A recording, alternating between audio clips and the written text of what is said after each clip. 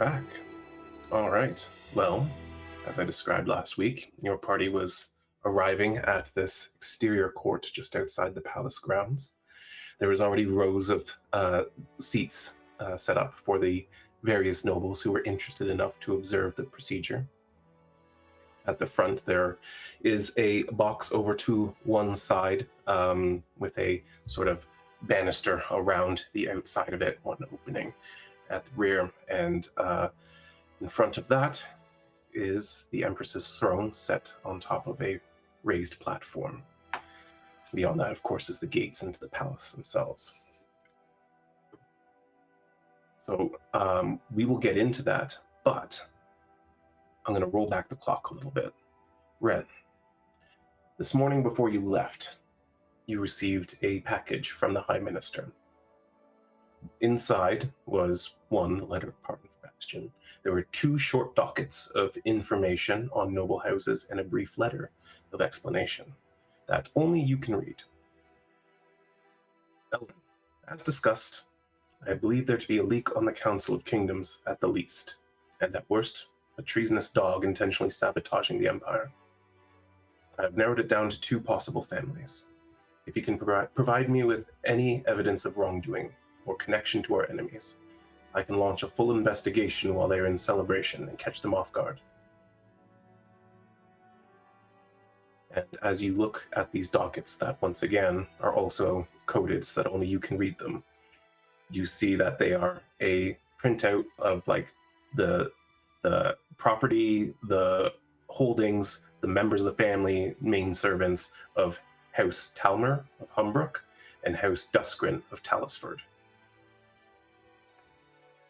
And yes, I can give you like I'm spelling those so wrong. I know it. Yeah, here, I'm just going to throw it in chat right there because that's fastest for me. So that is the information you have, and Elren's sort of free to peruse that, or rather Wren is free to peruse that at her leisure. So you basically now have extra goals that have to be accomplished tomorrow during the celebration, while also trying to accomplish Seraphine's goals, which you are yet to plan out. Mm-hmm. But,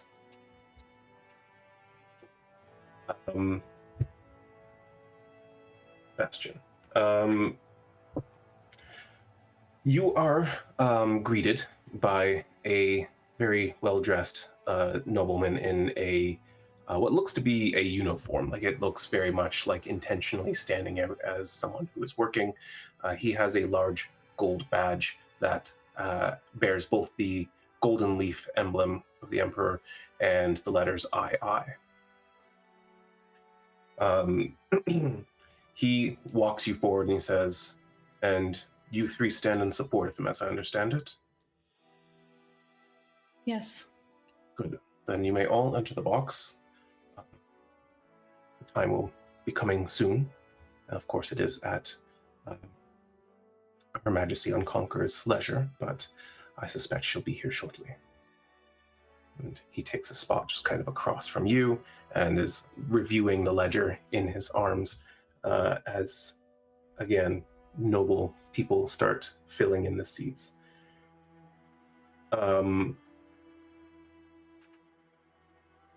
So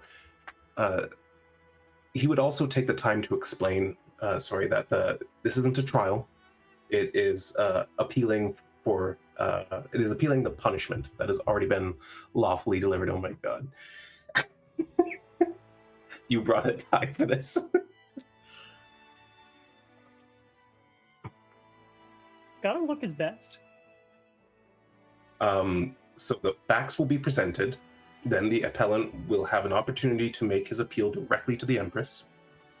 After that, she will have the opportunity to press for more information and or to make her ruling.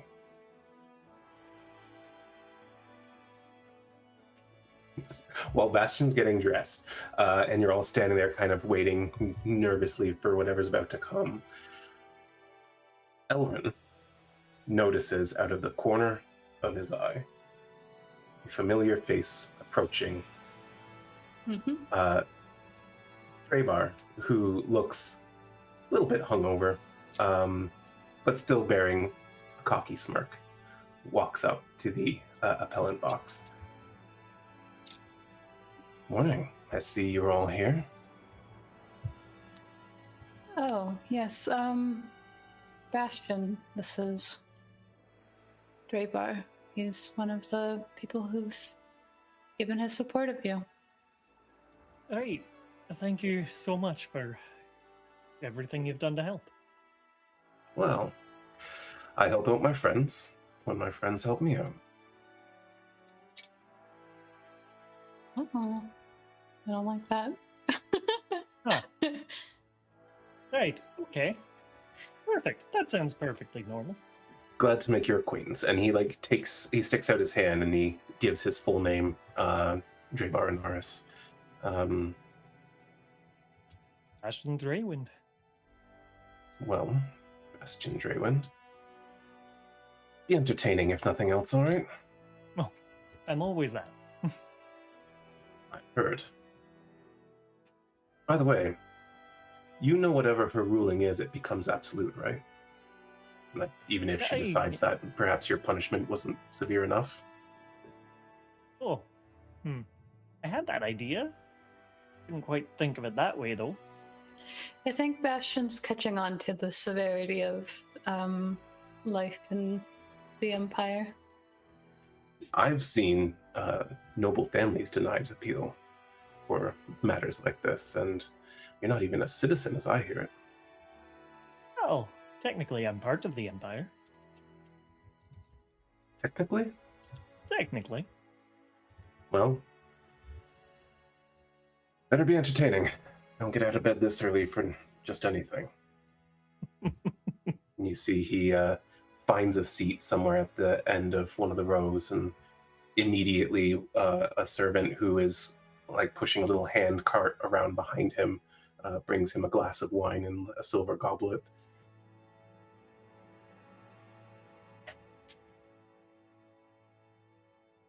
All right. Well, a few more moments go by, and you can see beyond the throne. The view is a little bit obscured, but you can see the approaching envoy. There is a couple of servants in front, though these are palace servants. So to Elrin, it's immediately obvious that they're servants. To the rest of you, they look like very well-dressed people. They lead the group and are sort of off to the side so that nothing is obscuring view of the Empress as she makes her approach.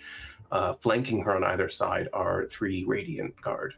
And it is like immediately noticeable, at least again to Elrin, but you know, some of you are pretty observant as well, that one on each side is completely unarmed from what you can tell.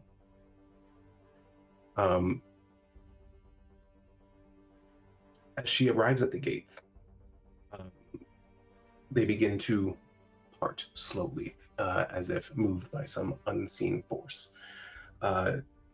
She stands there in her elegant purple dress and gold adornments, her crown that sits high atop her brow. And you can see that like her dark hair is impossibly silky and lustrous, and it's stirred in the rising wind like a living mantle. Her silver eyes take in everything before her all at once, and as the gates open up, you feel as though the courtyard goes completely silent. It almost feels like the nobles are holding their breath in anticipation. And all at once, as she strides across the threshold, everyone in the area immediately bows their head to her. When Wren noticed the servants, could I have established a psychic link between the 4 of us? And she would just be kind of explaining any context of things that she sees to everybody else in case they don't know. Yes, that's fine with me. And so she's like, she would say before everyone like started to bow, like, this is what we're expected to do here. Got it. As she steps forward towards the throne, you can now see that 38. What? I rolled the wrong one. You can see now that she carries the Sword of Justice in her right hand. Wren knows that this is a very fabled blade, that if she considers you guilty and that blade touches you, you die. There's no saving throw. There's no way around it. It is, it is artifact level, ridiculously powerful. It is sort of the heart of the Empire in a lot of ways. Explain that too. What kind of magic? How do you make that? That's wild. Everyone remains bowed until she takes a seat on the throne. You might expect that, like an elegant queen, someone's like holding her hand as she steps up onto the platform, but she just strides up proudly, her radiant guard moving around to sort of flank anyone that might want to come near her. And she takes a seat very casually, sticks the tip of the blade into the platform, rests her hand on it, and crosses her legs and looks out at everyone. As she does sit, all the people in the court finally stand up or straighten out sitting, and the Inquisitor, the Imperial Inquisitor, begins his little spiel. One Bastion Draywind, citizen of Renair, and as he says Renair, there's an audible snort from somewhere behind you in the audience, was on special request invited into the palace as a guest of His Most Glorious Radiance, Majesty Unbound, Lyronis Goldenleaf. On the 9th of Haldendor, Bastion, in the presence of an Imperial Archivist, threatened to break the sealed records of the Imperial Archives for unknown purposes. In response, the infallible Archivist administered a punishment of permanent banishment from the palace grounds. This is seen in the eyes of Imperial law to be lawful and just administration of justice. He now seeks an appeal to your eternal grace to overrule due course of justice, to regain invitation into the Imperial Palace once more. Yes. Did it just say that? Did they just say that Basha is a citizen of Renair? Mm-hmm. Yeah. There might be a little bit of it takes a little bit for Wren to also not snort a bit. It's like a reflex. Do you want to make a deception check to not snort at him? Sure. Do that out in the open. Yeah. Oh, I love that this is new information for you guys. Well, I always forget about your reliable talent. A 21 will help you to. Well, actually, Bastion, why don't you give me a insight check? Oh God. You probably not going to notice, but there's a chance. Oh, What was that so dice close. doing? Yeah, it's just like going on. It was just in the corner, like flipping upside down. It's cocked. Yeah, you have no idea. You only heard the one behind you. He's a little bit too focused. I don't even know if he heard the one behind him. It was noticeable. Can I share why I'm sorting? Yeah, you absolutely can. This is a something I pitched to Shanks, is that can there be like is there like one continent or like one little country around here that everyone at the parties would make fun of? And it was Renair. Yeah, they're the butt of every joke in the Empire.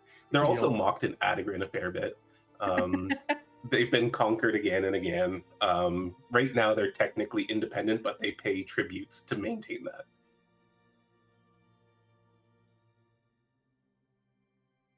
So as he finishes his reading of the law, he closes the ledger. The Empress gives him a slight nod, and then he turns to you. Bastion Draywind, you may make your appeal. Right. Right, of course. Uh, Your Eternal Grace, I have prepared a letter to both yourself and the keepers of the archives. If it's all right with you, may I read it? Gives you a nod. Okay. Sorry, it's a little bit much for a country boy from Renair. I'm not used to all these things. Did you literally just pull? I'm just a simple country boy. Yup. Yup. Walks around above you.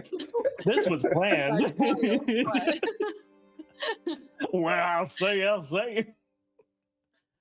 Right. So, to the esteemed keepers of the archives of Jika'artan Empire, I write to you with a full understanding of the gravity of my actions and with no expectation that my words alone can undo the offense I have caused. During my recent visit, I spoke out of turn in a place that demands reverence, discipline, and respect. What I treated lightly was not light at all. I failed to recognize the weight of the institution I stood within, and in doing so, I disrespected not only the archives themselves, but those who have dedicated their lives to preserving the knowledge held within them. The failure is mine alone, and I offer no excuses for it. I accept the consequence that I am no longer welcome in the archives. I understand that such a place must be protected not only from physical harm, but from carelessness of thought and word. If my exclusion is permanent, I will bear it. However, I humbly ask for consideration in one regard. My companions remain within your city on matters of importance, and my duties ideally require that I remain alongside with them. My current ban extends beyond the archives themselves and into the palace proper, which has made this difficult in ways I had not foreseen. I do not ask for the restoration of my standing within the archives, but rather for forbearance that would allow me the limited presence within the palace under whatever conditions you deem appropriate. If such consideration is granted, I will conduct myself with the utmost care and respect, mindful of the trust being extended to me despite my failure. In addition, I wish to offer what small amends I can. My travels take me to ruins, to lost places and long-forgotten vaults. Should I come upon any relics, manuscripts, or works of knowledge that may hold value, I will see them delivered to your care without claim or condition. It would be an honor, even in some small way, to contribute to the preservation of knowledge rather than diminish it as I did before. I do not ask for forgiveness, only for the opportunity to act with greater wisdom than I have shown. With respect, Bastion Draywind. Like Wren is telepathically. Very well said, Bastion. There is a audible pause. You can hear some very slight murmurs behind you, but too quiet to make out from where you're standing. And after a moment, you can see that she nods a little bit. Can you make a persuasion check for me with advantage? Oh, yeah, totally. Pop a D6 on that if you want to. The stars are aligned properly. I would love to. Dice there, I'm guessing? Yeah, let's do that. Yeah. There's that, and I will add the D6. Oh, yeah. Okay. You see her glance over at the Inquisitor once more, and he says, "Very well said, sir. Now, I believe you've been informed that you should be offering a fee for your misdeeds." Right. Yes, of course. I have here 15,000 gold pieces. Make it 20,000, she says. 25. Sorry. 25,000 gold pieces. The murmurs grow a little bit louder behind you, as you can hear one pointed comment out of the group. "A fucking commoner has that kind of gold?" I'm rich, bitch.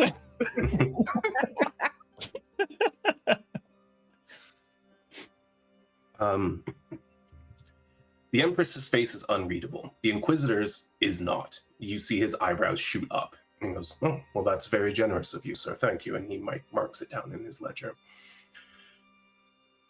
Well, it is now time for the Empress to either make her ruling or to proceed with interrogation. And you see she looks at you very coldly for a very long time. Yes? You gave us the order of operations. Was there like a space for any of us who are like supporting Bastion to talk after he's done his speech? No, that'll come up if she wants to question you. Okay. Yeah. Then we await. Jesus. So stressed. Who are the noble families that wrote letters of support? And Inquisitor once again chimes in, explains who offered support. And she looks surprised and then looks over at the crowd, seeing Draybar there, and tilts her head ever so slightly at him. Curious. I understand that you were here under a special request from Seraphine Thaloris. Is that correct? She did put in a word for me. And yet she offers no letter of support. No, she does not. She was already doing enough for us. And I took what she gave us and squandered it. So I couldn't ask for more.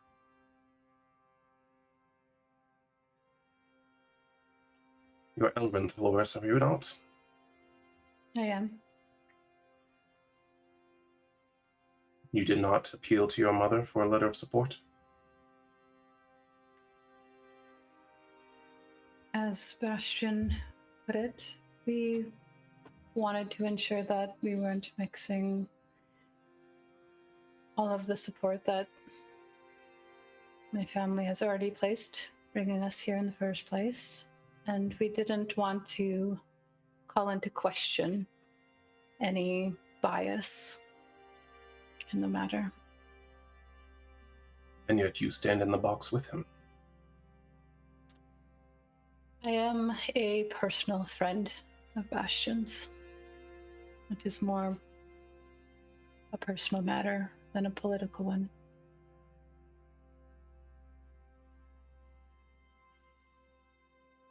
Very well. And do you condone his actions in the archives? I don't. I stand by everything that Bastion has said in his letter that he so eloquently wrote. Though, as I've mentioned when we were gathering support, that I do think this is an opportunity for the Empire to show that a warm heart wins kingdoms better than harsh judgment. Make an insight check.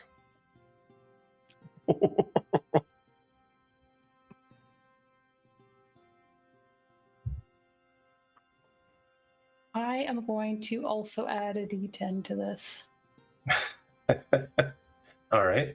So there's my d10. Not bad, not bad. Also not bad. To the rest of you, there is no reaction at all. Wren, you feel the slight shift in her breath. You see the way her shoulders draw back, maybe a millimeter. She looks as though her heart just skipped a beat.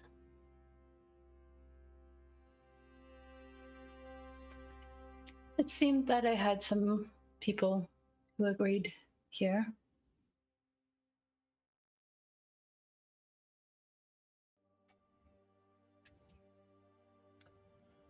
Mr. Draywind, I appreciate you accepting the gravity of your deeds. Our empire has run for over 450 years. I'm respecting knowledge, respecting each other, respecting the effort it takes to build up a civilization at this level.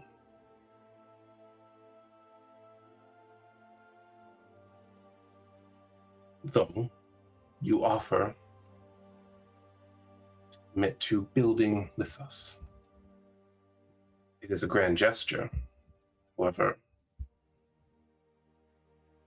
it is without substance. It is ethereal. It is future. Potential future. What assurance do I have that you'll follow through?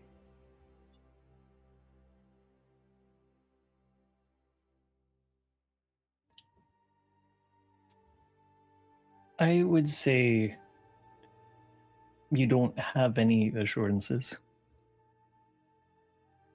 But as Empress, and seeing the intelligence in your eyes, I think you can probably easily see how serious I am taking this. Make another persuasion check. I got 3 more D6s. They're all yours. All right. Let's toss it on there. One per With check. with advantage for determining her intelligence and not her beauty. No, the intelligence is why it worked.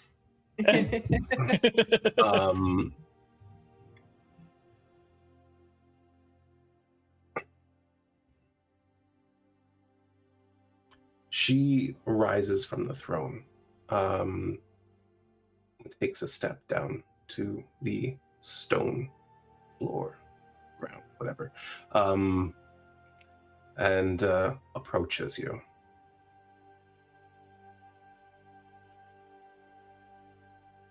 I must say, I find myself surprised to be moved in such a way.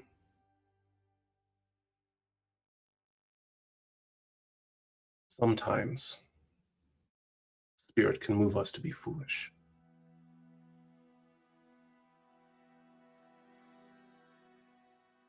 You may never enter the archives again. That is law.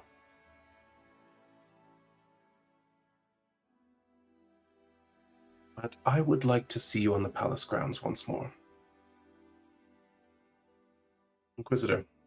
He steps forward, and from his ledger you see he places a very magically enhanced document on the stand before you. You can see that it is the full writ of law written out about Bastion's banishment. And as it's placed before you, she takes the Sword of Justice and places the tip on the page, and it ignites. You're so lucky that wasn't you, Brielle says in the head. I accept your plea. You've been pardoned. Please return to your duties. The Empire needs people like you working. Thank you, your eternal grace. Carry on. And she turns, and as she marches back towards the gates, the Radiant Guard envelops around her, and she moves through. And the second those gates close, there's like an eruption of chatter and like laughter and how the fuck did he just get away with that? And like there's so much chaos, and Draybar stands up and goes, "Wow, that was fucking fast. Barely had a drink. Well done," and just wanders off. I think as soon as like they've kind of cleared out of it, Brielle has run over to Bastion and is bear hugging him and picking him off the ground like, "Oh my god, that was so scary, and I wasn't sure if you were gonna get out or not, and I'm really sorry for anything I did that could have helped, and I didn't help, and I'm so happy." And her hair is glowing because she's like sad and happy all at the same time, and she like puts him down. She's like, "I'm so glad she didn't touch you with that sword." Brielle, you stood by me through this. I couldn't ask for anything more. You're a true friend. What the High Sentry's supposed to do, right? So about my promotion, man. Quartermaster? I'll come up with something. Did very well, Bastion. As did you. You moved me a little bit there. That's some pretty good words there, not gonna lie. Hey, thank you. There was a lot of crumbled up paper to make it up. As you're having this conversation, the Imperial Inquisitor walks over and places a hand on Bastion's shoulder. Says, Oh, that was very moving, and Your Majesty Unconquered is not commonly moved in such a way. You'll do interesting things, I think. well, I hope so. Well, the ban is removed, but of course, I'm going to ask that you remain under the stewardship of the Thalor's family for the time being. Remain present, at least with one of their representatives at all times. Of course. Good.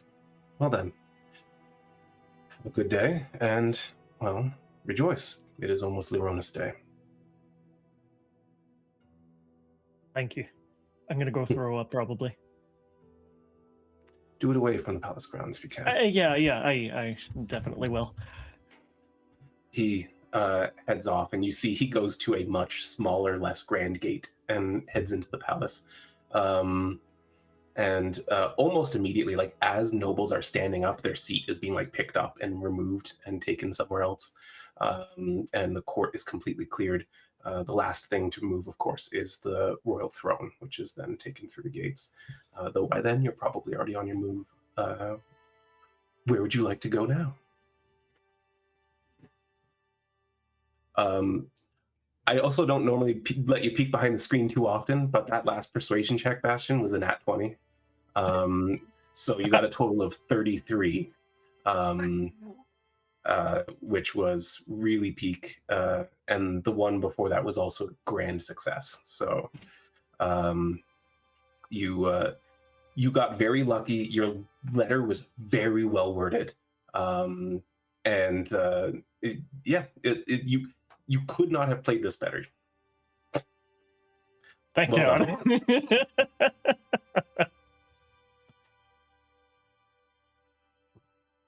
So yeah, the city is open to you again, including the palace.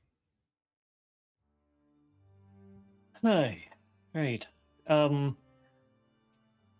we go back to your place? Let's go have a drink, celebrate. Please. You head back to the Thalor's villa. There you find that the Thalor's family guard are all about, which signifies that Seraphine is here. And Aerolith in particular is outside the main door. Oh, right, Bastion. I was supposed to tell you that your company the other night was very good for Aerolith, and she would like to see you again if you are free. Oh, well, that will be easier now that I'm not banned from the palace. Sounds lovely. As you make your way in, she notices you and gives like the slightest nod to the group. She has a slightly bemused smirk on her face, but she's also on duty or standing at the door and doesn't move beyond that. Does she stand guard alone, or is she with somebody? There are other guards about, but she's the only one that's like at the door right now. And Wren was supposed to meet with Seraphine at 3:30. What time Correct. of day is it? It is much earlier than I expected you to finish this trial. You again, you played this very well, so it is only like 10 o'clock. Oh, hell yeah. We can go shopping. With my no money. Oh, actually, Bastion's Okay, go just... shopping. Yeah, I know. He was going to be like, right, so Okay. You said to offer 25,000. I can cover 23,085 gold of that, but I cannot cover more than that. Just do the 15. We're I- gonna pay the rest. I was adding a 5,000 of mine. That's a lot of gold, though. I wouldn't have had 12,500 golds unless you had gone to make that deal. Mm. And the whole reason that we did that was to get you money to get back in here, right?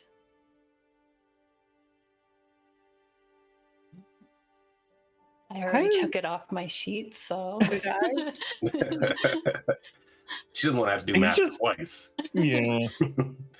He's just gonna like he's choked up right now. He is kind of at a loss for words. Money's money. We'll make more. Besides, it seems I'm going to be even busier at the party. I could use all of your help. And Bastion, I would offer you some of mine too, but I already spent it. What did you possibly spend that amount of money on in It's such kind a of short... impressive. Look at his jewelry. He's pulls this little necklace out from underneath his robe with this tiny little charm right. on it. The whole bean thing. Yeah.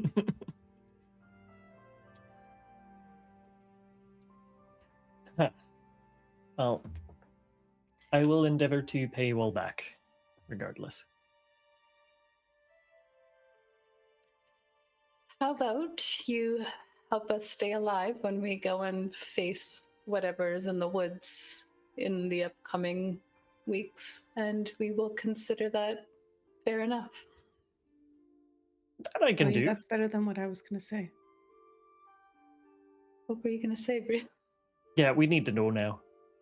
Could we maybe somehow figure out a way for you to promote the Phoenix Forge wherever you go? A billboard on the side of the ship. I mean, basically. Like if you're talking to like important people that I wouldn't be able to talk to, maybe you like at the party could say, oh, you know, if you really want cool weapons or people that know their stuff, go to Kine and it'll be open soon. I'll do my best for sure. I suppose I might have a couple of nobles interested in talking to the man who got back into the palace. If I can drop it, I will. That'd be amazing. But then also what Wren said, because that's a lot more important. That too, of course. Mm-hmm.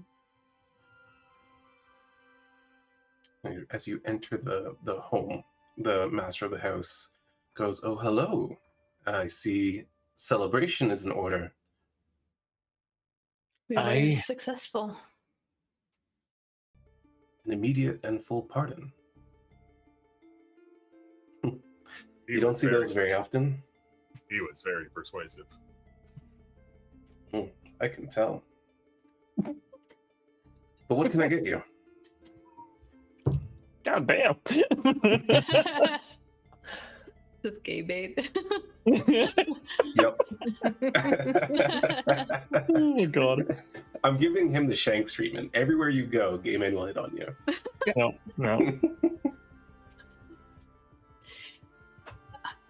What do you think, Bastion? Do you think that you want some fine wine, or do you think we just need a lot of ale? Ooh. How about we have some wine while we can taste it, and then some ale for when we can't?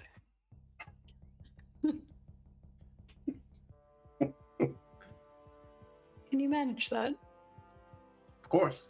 And he heads out and returns with a couple very fine bottles of wine, uncorks them, pours 4 glasses, and says, "Enjoy, but don't get too carried away. Elrin, you have that meeting with your mother this afternoon." Yep. Elrin was planning on faking most of the drinking. Let them get drunk. Yeah, yeah. Quick light on hands, they'll be fine. All right. Well, you guys enjoy some wine together. Is there anything you wanted to discuss through that? I guess that's a good question. We've had a lot going on, haven't we? Mm-hmm. Mm-hmm. Actually, I feel like Bastion would probably talk to Wren and just be like, right, so that Draybar guy, He seemed nice. I've never met him before. Complete douchebag. Oh, right, I picked up on that one. All right, kiss her though. What? Huh. She said that as she like takes a sip and she's like kind of looking far off.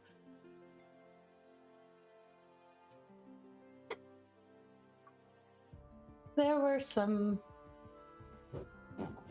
difficulties in persuading people, and I used some of my old skills to do so.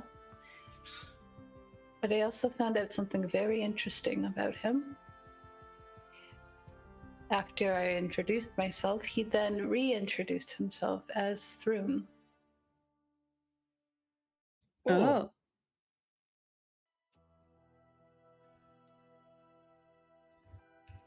Trying to keep tabs on him, so it wasn't entirely for your benefit, Bastion.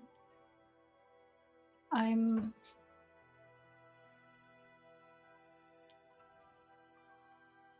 not sure what he's up to. I do know that he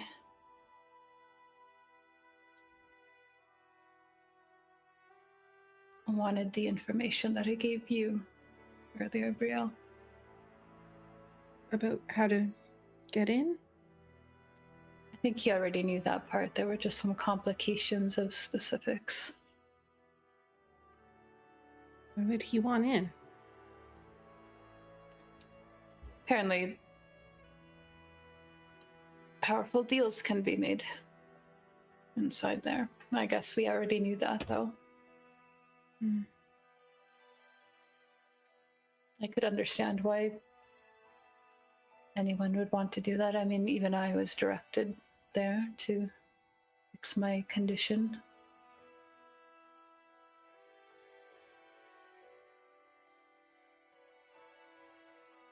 Yeah. But he was very helpful, at least, for this matter. Do you think he's going to make us do stuff for him in return for this letter?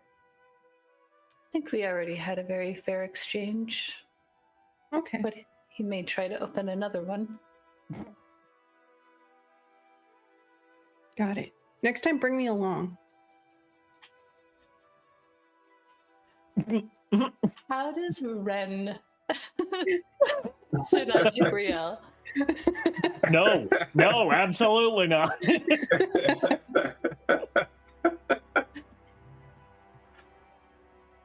She did offer like twice that night to be like, Wren, I'm bored. Like, do you need help? Yeah. So, I'm just trying to figure out if Wren tries to handle Brielle or not, because she has been pretty honest with her lately about stuff like this. And so I think she goes, our meeting didn't require much clothing, Brielle. I'm not sure it would be your type.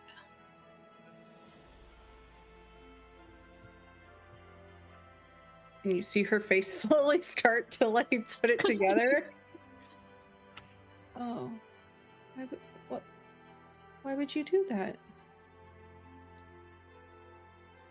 Old habits, I suppose. What about Garrick?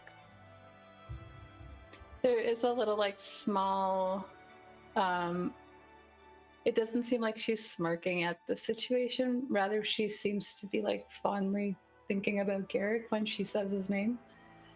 And she goes, Garrick knows all about the things that I've had to do here in the Empire. And he also told me that he's not a jealous man.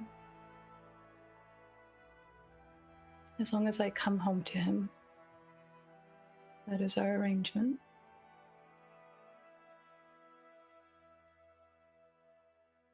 I'm glad you found the right guy. You deserve it. And she smiles at her like, yay. Just like, I don't know if that's entirely true, but I will try to believe that. The deserving part. Why don't you? These sorts of This is just your things. skills, right? I know. It is hard to separate that sometimes, though. Especially when I've been told my whole life that this is what I was made for. But I also know that friends like you have started changing my perception on that. So I'm also glad that I found the right friends. We are pretty awesome, aren't we? Okay, maybe don't invite me next time you see him, but next time you have to go talk to someone about something, you could bring me along. Just not the naked ones. All right. I won't talk. I promise. I'll keep quiet. She just wants to watch. Yeah, there's a chair over there in the corner. She wants to learn.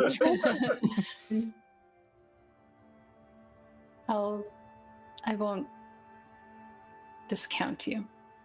It wasn't so much you as it was me not He's an wanting asshole. Oh, yeah. me not wanting you to see what I do. I mean, to be honest, that's appreciated. I wouldn't want to see that. Did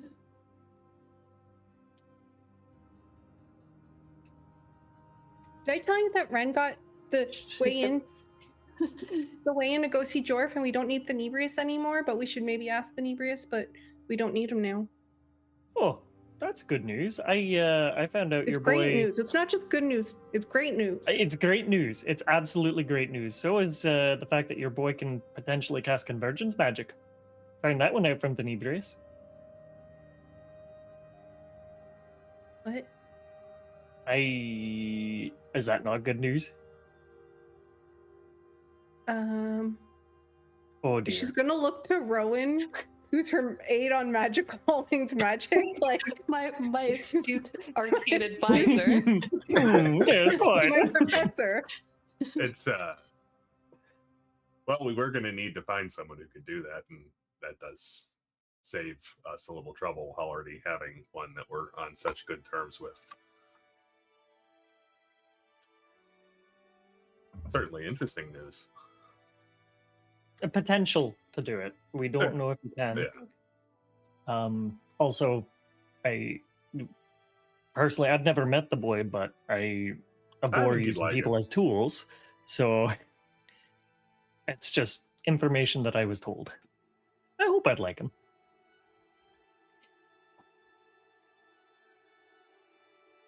I think you would. Who doesn't like Jorf, really? The guy who's like, I want this to one game. I'm kidding. I like Jorf. I think Wren looks kind of like she's puzzling something over about all that. Maybe I'm just not piecing together everything properly, but weren't we told that convergence magic is breaking the rules and is a severely punishable thing? We were told that, yes. Mm-hmm. So then how is it a good thing? The capability to do it doesn't mean that he has to do it. He's an ace in the hole, I guess. Also, technically, this is a real technical thing that maybe maybe some of your characters might grasp at this point. It's not necessarily that convergence magic is outlawed. It's a method by which you can cast above 9th level, which is not allowed. Fair, but we've been told that we will need that then. Yes. So that, yeah. Just making a clarification. Her sentiment still stands, but she'll say the correct terminology about it.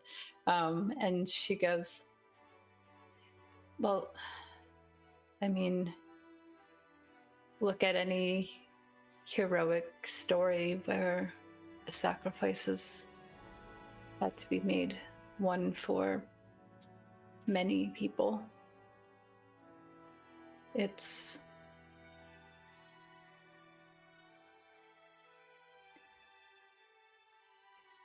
Someone would have to be willing to do that, knowing the consequences.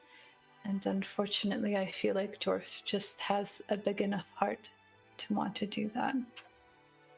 I know he does. That's what has me scared. He always says he wants to keep me safe, no matter what. And it's the no matter what that has me worried. So we try to make sure that he's not the only option. Maybe there's another way. Hey, we tried to keep him safe no matter what. That's what I told him. That's what I'm going to try and do. But Brielle, you do have to realize that if he does become our only option, it would essentially be keeping him safe, maybe putting a lot of other people in danger. I don't want to make that choice for him. I understand. I think he would make the right one. As much as I would hate it. He's a very bright boy.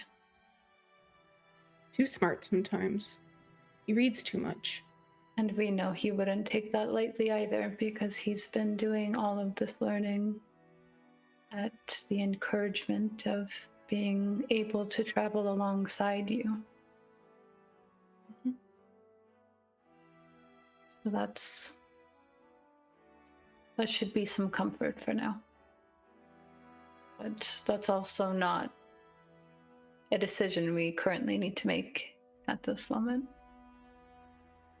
No, but now I'm going to be thinking about it all the time. We've got time. Again, I'm going to be thinking about it all the time now. It's okay, I got you guys. I'm sure we'll fight something that'll take my mind off it. The benefit of thinking about it all the time is that if an opportunity presents itself, you'll be aware enough to know that this might be the solution to it. That's true. If you weren't aware and it came down to the last minute, then that would not be a good spot to be in at all. You're right. Better And, prepare. She's gonna go like this because it seems like Brielle needs a hug, but she's like, I'm your vessel for your hug. She will hug and nuzzle. She does hug back. I love you, Wren. Thank you. Love you too, Brielle. And Brielle, if you do ever need to fight something to get your mind off it, if you ever want to wrestle a bear, just let me know. Bear hug. Come here. Everyone in. Oh, She right, wants group like a hug. group hug around Wren. Just eventually Oh, turn no. into a bear. So that she gets pulled into this. You see some hair has started No. growing on Rowan's arms Rowan, and suddenly goes away. I love you guys so much. Her hair's glowing. She's happy. After a minute of this, like, Wren shrinks down into smaller Wren and then gets out of the hug. Okay.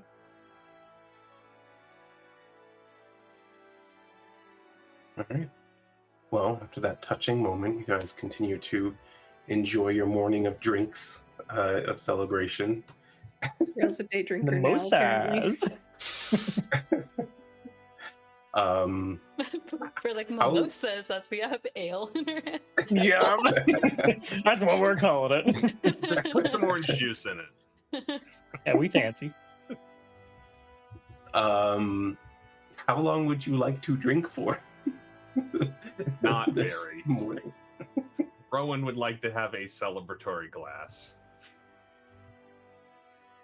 I'll have like a glass and a half of wine, and if anyone even touches the ale, Wren is pretending to drink.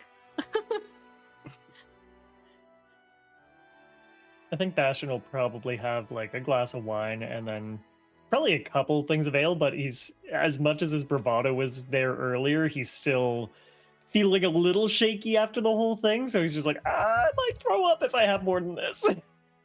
Fair. All right. Well, then, you drink a few drinks, food's brought in, you have your discussions, and then about midday, you wrap up, and what would you like to do after that? The wyverns need some exercise. That's just part of my routine at this point. And has my chemistry set shown up yet? Yes, it has been delivered to your room. And then I think after I exercise our wyverns, I will do a little bit of alchemy. All I right. will volunteer to go along with you to exercise the wyverns. Really? That's a first. I know. The He hates those changed things.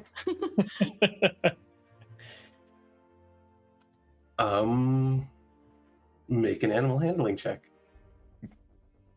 Rhowan, right? Both of you. Oh, God. Oh, God, I don't even know where animal handling is. All right.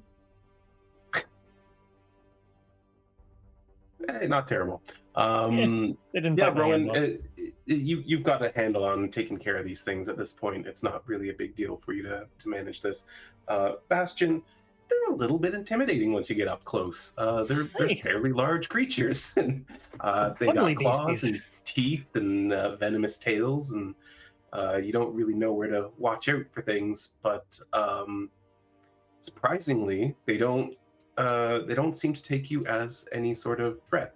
Your scent is familiar enough to them, and they've seen you around, and they seem to tolerate you being part of this experience. Do you like paella?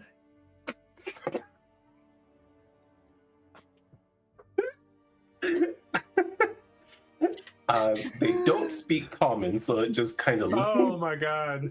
tilts its head at you. Regrets. Do I know enough Draconic to be like, do you like?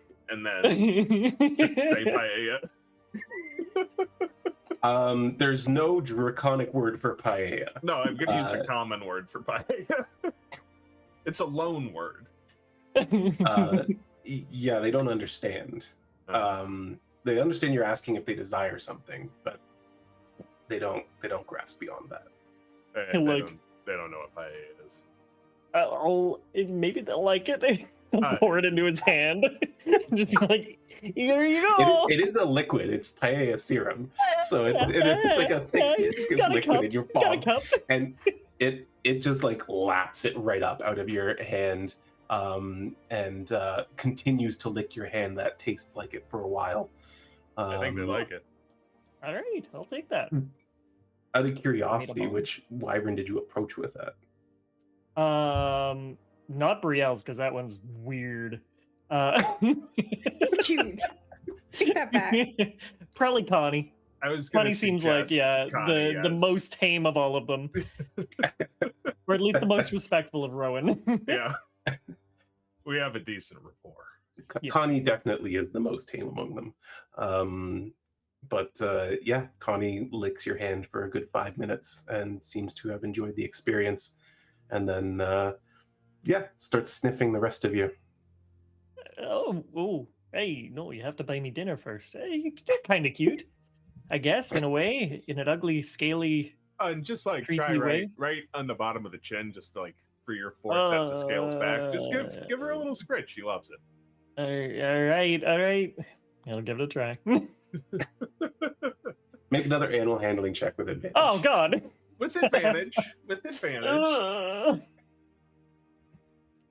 I feel like Connie's like the most like cat or dog like a pet, and then Ravkin's like kind of stiffer. Like I'm Wren's son. I'm on my Yeah. best behavior. Like I'm not supposed to scritch. A dignified boy. Connie tolerates your scritches. You're not doing it right, though. Yeah. You're a good sport, Connie. Thank you. All right. Took me a minute to figure it out. While I've got you, David, what is your intent with your chemistry set? I would, depending on, I don't know how much time I will have to work on these, but I have an order in which I would like to work on them, and the first one I would like to start with is the Force Orb. Is the Force Orb? Yes. All right. Well, make your intelligence check. Let's see. We're using my intelligence plus proficiency since I am proficient in Alchemist's supplies. Do I have any intelligence-based skill that I'm proficient in? Yes, I do. Damn, dude. Holy. Yeah, I dare say in the 2 hours that you have, you are able to refine out this liquid that would give you the desired effect.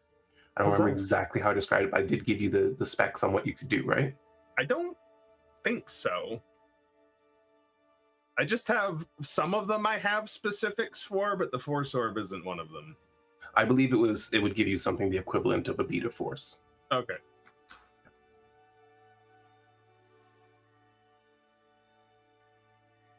Cool.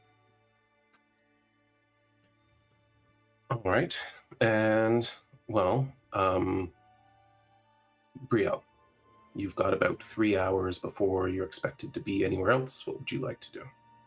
I think Brielle wants to go back to the archives. I think she's going to apologize for it being too soon and rubbing it in Bastion's face. And then she's going to excuse herself. And she's kind of, because she has Dwarf on the mind, she just wants to go do more research of I'm like... sorry. Having Dwarf on the mind sounds so fucking weird. It does when you see it.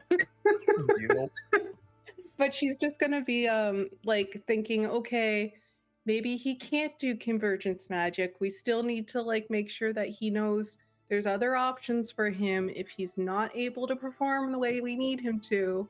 And then like this is in her head. This is in her head. Oh no, Jorf has performance issues. One arm last time. Give the guy a break. And then I think she also wants to see, and she's not expecting much, but if there's any like legends or lore or documents about other wizards that could have potentially reached this level of convergence magic, like are there any like names or something like that? Maybe I'm wrong. I thought somebody did look that up at the archives last time. But no names. Okay. I'll just, whether they did or they didn't, I'll just let you pass the check. And yeah. I looked up what the second convergence or the first convergence or something was. I didn't look up who were capable Fair of enough. it. Or anything It is like the only known historical event of mortal casting convergence magic. So it is literally the only instance. And the issue is that the names are lost to time. Okay. People do not know who did it. But it was done during that era of convergence. Okay.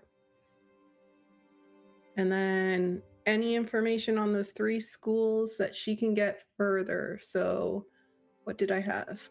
locations, entry fees, like how much money do we have to save for his tuition? You don't have to actually give me these numbers. But she's just trying to do like a more thorough research of like, I don't want him to be disappointed. I want him to have something to look forward to and fall back on if he isn't the chosen kind of one. Right. Okay. Well, give me a research check. Would like your intelligence. If you have a skill you want to argue, I'll hear you out. Doesn't matter. They're all 0. So I guess mean, investigation. If you can argue Arcana, you have advantage because of your rune, I think. I do, but I also can just give myself advantage because of my other okay. rune, Well, that's and fair. I have it, and I have an inspiration. So no matter what, That's I was fair. going to roll with it. Okay. So yeah, I'm just going to use my storm rune so I can go into perfect state and I can give myself advantage as a reaction on a skill check if I'd like. So we're gonna do investigation out in the open. Sure. Yeah, you can do it out in the open. Why are Double you ones. fucking kidding me? Double ones. Oh, thank God it was you and not me at the trial. Holy shit. Wizards, guys, I'm trying. I'm trying, my dude. I was like, I'm about to tell them something. Nope, never mind. No. There was an attempt. This was gonna be huge for them. I'm This was so gonna be upset. huge. Oh my god. Fucking hell. For context, we have another game that's related to this world. Dwarf's never gonna go to school. I can't read. The only thing you managed to pull up, maybe it's because you're distracted thinking about Jorp so That's much. true. That's true. Got Jordan on the mind. And it's been a Tiny bit of a blue weird eyes. morning. You got a little bit of alcohol in your system. You're distracted. You basically end up just idly like flipping through the entry requirements for the military academy of Arcana here in the Empire, which basically is tuition of 10,000 gold per year, or 2 years of military service per year. Yeah, that's what Lethrin told me. So Yeah. you're doing great, Brielle. You're doing fantastic. I'm 3 hours. I will 3 sit hours there. of research. Just so just distracted. Oh my god. I almost feel bad, but I'm so sorry, guys. I'm so sorry. Damn, if only I was there to help. That's it. all right, Wren, how do you want to spend your 3 hours? I have 3 hours until the meeting. Yep. How long does it take? Would it take to go to that shop to? Because they gave me a little ticket thing to like, while they were looking over all those samples, so that when I go back, they could tell me how much these special poisons would be worth. How long would it It'll take to take you get there? about 45 minutes to get there. Okay, then I'll take care of that now. Then. All right. Well, you go into the apothecary. You don't recognize the person behind the counter, but it is the right shop. It's fairly large inside. There's a lot of things on display, not just like potions and poisons and things like that, but like all kinds of little tinctures and sources of things like ingredients and whatnot that are all presented as the highest quality, except for the ones in the barrels at the center of the room that are just like garbage. You go up to the counter and it's sort of like this. This is actually, despite like the many shops that sell like many magical and dangerous things, this is the only one where you've actually had like steel bars between you and the person you're dealing with only like one opening at the counter. Mm-hmm. And he just looks at you as you walk in. Yes. Hand over my little, I don't know, it's like a little stub or something. Yeah. that have my name on it. Oh, you're the one then. You have the interesting wyvern. Yes, and I actually collected more samples from them recently, so I would love to hear what you found out in your appraisal. Well, let me take a look here. You left them a sample of both types, right? Yes. Okay. Let me see something real quick. Oh, they aren't there. That's fun.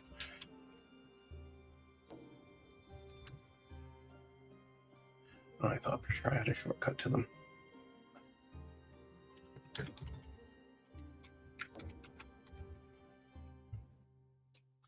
All right. Well, this first poison here, and it's not the radiant-looking one, which is visually distinguishable. Well, it's like wyvern poison, but it is a little bit more potent, and it actually has sort of a lightning effect to it. Doesn't do any. The lightning itself doesn't do any damage, but I did find that most of the time when a subject was exposed to it, it was non-responsive for a few seconds. I dare say that you could stun something quite thoroughly if they were injected with this. Not only that, it's very potent, and he'll give you in-world terms for DC 16 and 7d6 poison. 7d6, not 76. Yeah, 76. No. DC 16? Yes. So it is rather potent compared to a normal wyvern. And stuff. Why am I seeing Jorfka in the fucking... It's Jorfja. Oh, okay.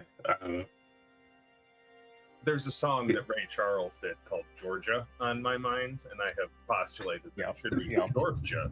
It took me a while. Fair enough. I I'm got it not right away. I'm talking about wyverns right now, and that's when I saw it. So...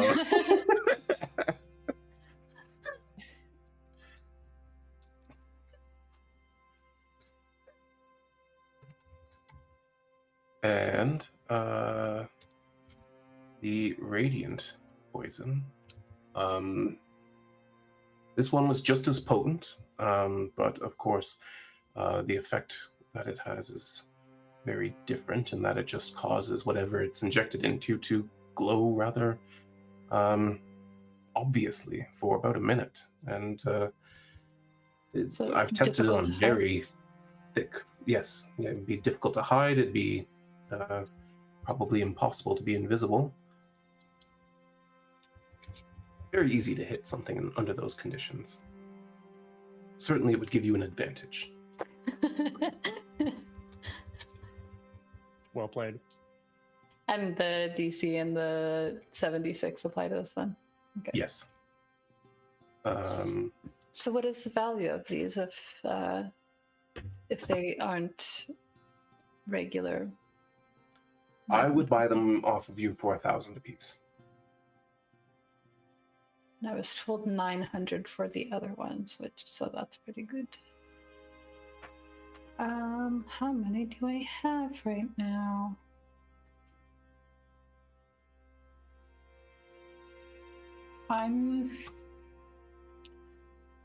Wren will take out 3 of Connie and Rabkins and 2 of Ash's, so a total of 5. You get 5,000 gold for them. Made up that money I gave to Bastion. No change, baby. Nice. Now, if you're considering selling the wyverns, I would make a considerably larger offer. Ooh. The wyverns are very sentimental to me and my friends. About 190,000 gold apiece. Yes. I'll tell my friends. It's not my decision to make, but mine isn't for sale. 220. What is it? 220? I gotta write these down. Bruh. 220. He's taking this as you haggling with him. Yep.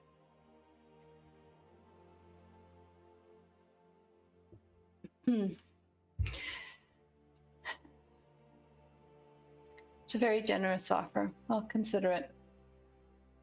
And she's gonna tuck the other poisons away. Very well. Well, I doubt you'll get a fairer price, but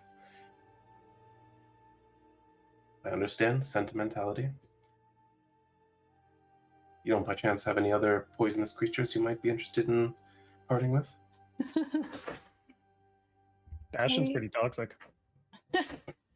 I can't say that I do, unfortunately. But if I come across any, which I do come across a lot of strange creatures, I will keep you in mind. We seem rather adept at harvesting and taming creatures.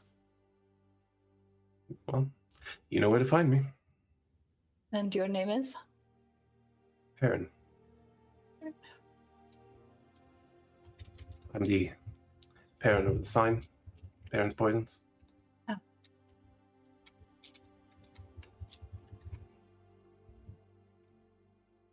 Very nice to meet you.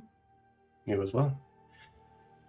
If you're interested, I also sell some unique weapons. Ones that are ready fitted for the use of poison. She's gonna take out her dagger that Ari made. And she's gonna go, something better than this. And she kind of holds it out. He takes a look at it very thoroughly. I'm not even really sure what this is, but let me show you what I have to offer. And seeing now that you're carrying a poisoned dagger, he will head for a dagger. And you see that he pulls out a dagger that's a little bit more robust than what you might carry normally, but it is rather light. And why it's rather light becomes clear as he twists the pommel and the hilt actually opens up, and you can see there's a slot in there with an empty vial inside of it. And he says, you can load this and have it ready to poison at a moment's notice. And well, it's very finely made of mithril, so it'll never dull, never lose its sheen. And well, with a ready supply of wyvern poison, I think it would come in handy.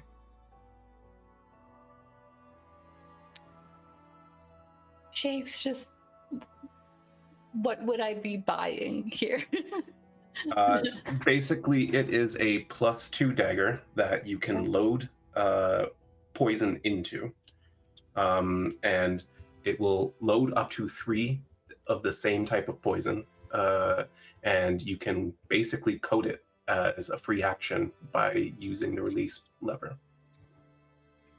Dude, does he have a great sword? If you end up buying Like, holy that, shit. I'm looking forward to see what the damage total is when you crit with it. Oh my god. Yeah, that dagger plus sneak attack plus wyvern poison on a crit would be insane. How does that compare to the living toxin dagger? I mean, you have it in your inventory. Okay. 76. Okay, yeah. How much? 9,000?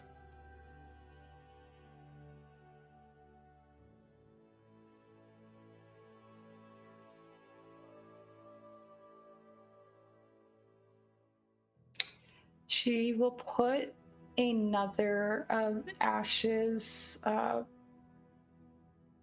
poison on the counter. Could that cover 1,000 of that? See why not?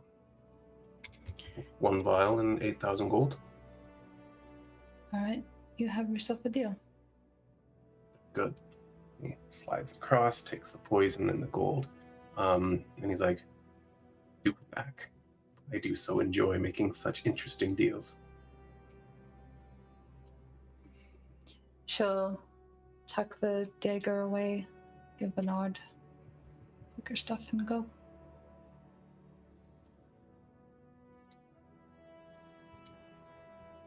All right. right. I think that's everyone's 3 hours covered then. You all reconvene. You all reconvene at the villa, and as you arrive, Evan is leaving Seraphine's structure. He's heading out towards the gates as you guys are all sort of converging, causing an echo. And he's just like, "Oh, hey guys, good to see you. How's it going?" Glad you're okay. Hi, Evan. Did you meet Elrin before? Not really officially. No, I saw you come in and then change your shape and then fight the things and then... Yeah, I mean, you were really good with those blades. Thank you. That's yeah, she's not gonna follow up on that. Says You're thank really you. good at reading names. I guess that's not much of a compliment, but yeah. You did mean, it quickly. I think I got lucky. I found the right page in time. There's a lot of names in the book. How many demons are there? I don't know how many there are in total, but there's about 200,000 names in the book. Oh my god.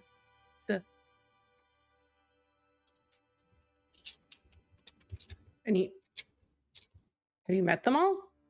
No, good. Oh, Not by a long shot. There's many I have spent a good amount of effort to avoid meeting.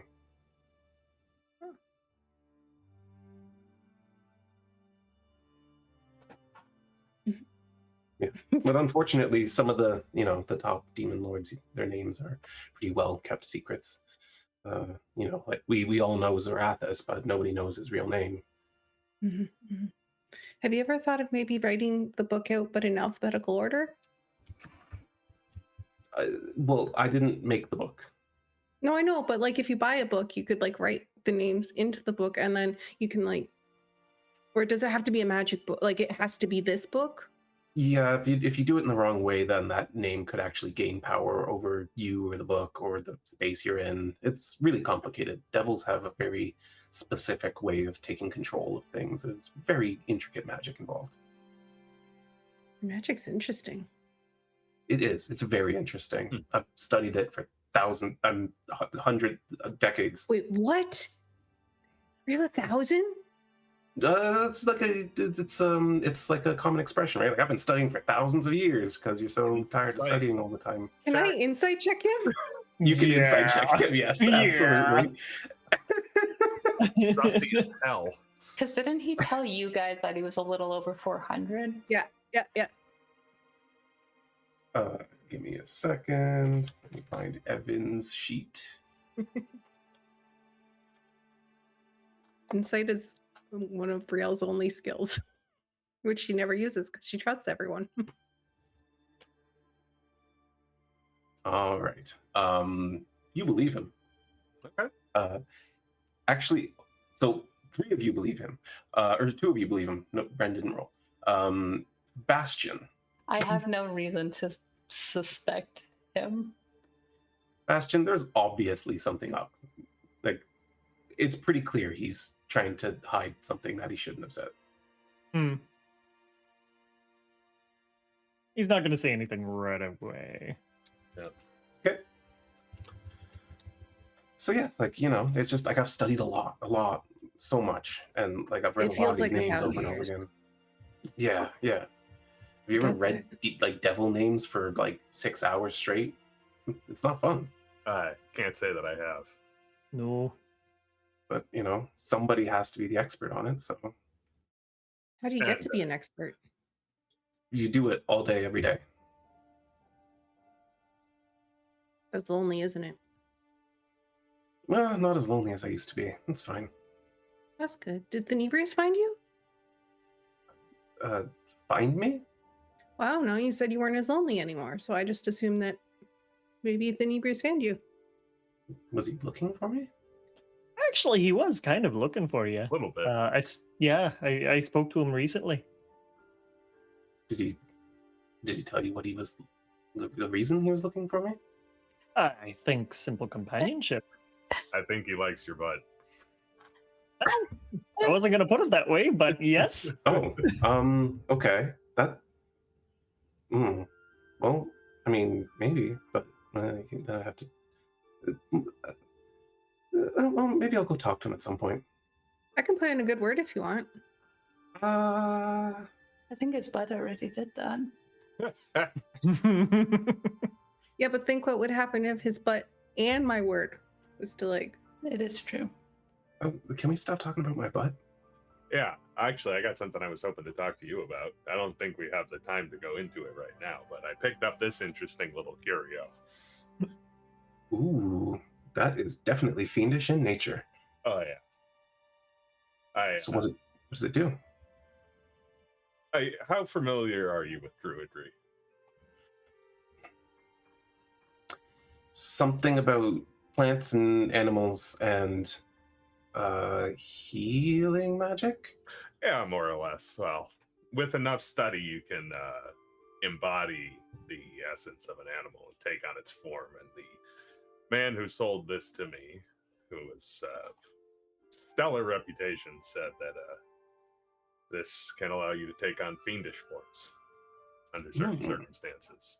Also was told that it was rather dangerous. I bought it more as a curio and an object of study, since the fiends and nature often don't go together. So in mixing those powers together is quite curious. That is curious. I wouldn't mind taking a look at that sometime. I was actually going to come find you, hopefully, but since you're here.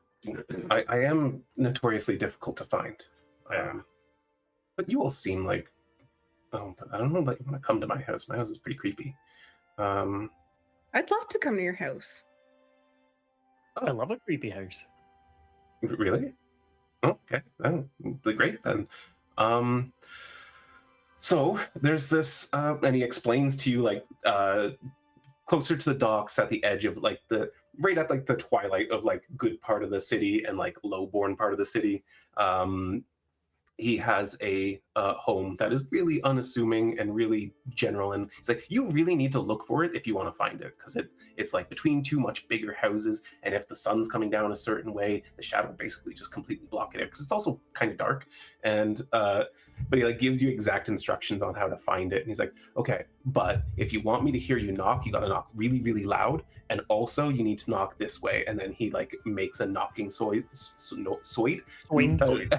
and knocking noise with a spell, and he does 3 raps and then a double rap and then a double rap. Got it. Again, loud, because sometimes there's a lot going on. I think volume will be acceptable. Okay, good. Great. Well then, I got to get back before my spell runs out. Do that. And he very, very light of foot, sort of jogs away. What spell? Yeah, you're like, what spell? You're just like, bye, and he runs. What spell?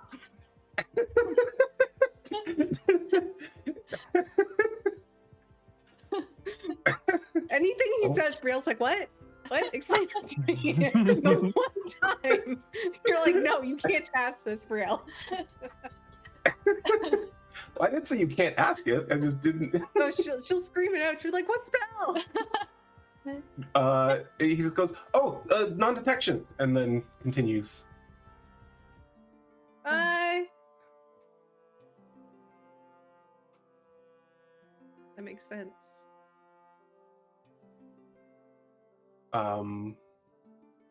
Well, on that insane note, you guys are about to meet up with Seraphine, but it is our break time, I think, right? I'm not misremembering numbers. So why don't we take a few minutes, get some drinks and snacks and whatever, and we'll be back at this insanity. Hey. Welcome back. We return about 3:30 in the afternoon as our champions watch Evan Falarian prance away, and they head now into the villa where Seraphine is conducting her business. Aeroliths is still at the door, and I would like to point out that Wren was asked to meet Seraphine earlier because of Draybar's information. right. Then the other three of you have extra half an hour, whatever you'd like to do with it.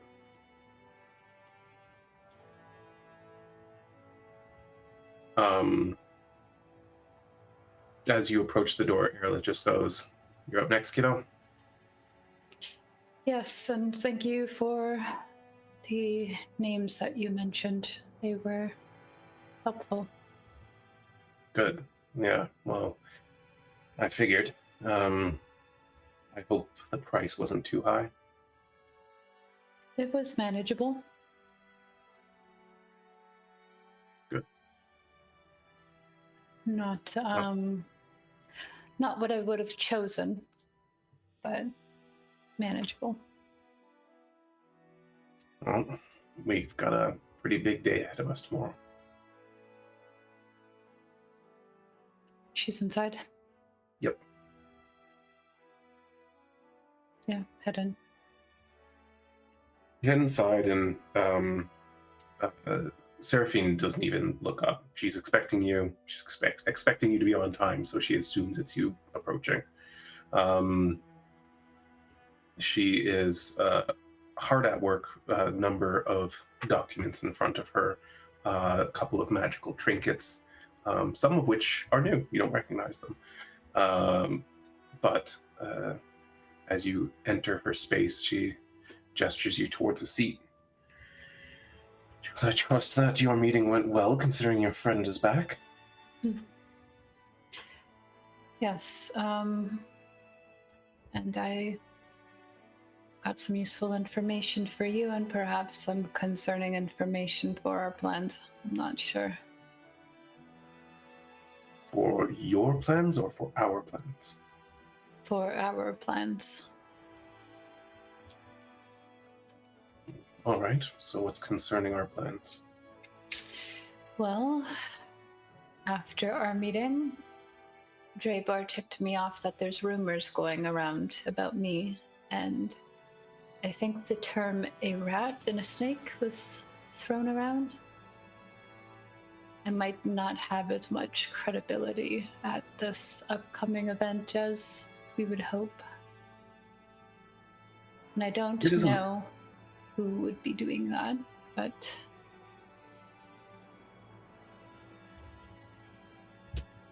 it is an obstacle, for sure, but it is one that we will overcome. If you have no credibility, you'll become someone who does. So I don't think credible witness is going to be your role. We'll sort it out. all right.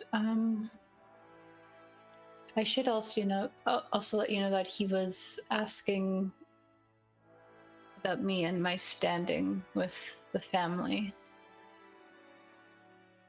I think people are growing curious about my inheritance and my role in the family. How did you even get on such a topic? I'm like, Vix is trying to remember how they got onto that topic. You got onto that because he told you that he had no chance of inheriting anything, and you said you understood. Oh, right. And you are their only child. Yeah. She'll relay that, but she'll also add that the reason she brought that up was because of those rumors. Or the word getting out about her deal with Drindle. I was trying to ease them into a sense of security, I suppose, and sharing more personal information, which I did get. Draybar is sharp, though. You must be careful. He will find weakness and exploit it. think for now he perhaps sees me as someone he can confide in, at least when it benefits him. Interesting. So what is he up to anyway? She already explained those crystals, right? And the Thrune connection with him. To Seraphine? No, I don't believe you did. Oh, I thought I mentioned the Thrune thing. Right. Well, I don't think she's gonna hold anything back here. There's no reason for her to. She'll say that when they were stopped in Norvik, and they had dealt with some of the mining operations there, they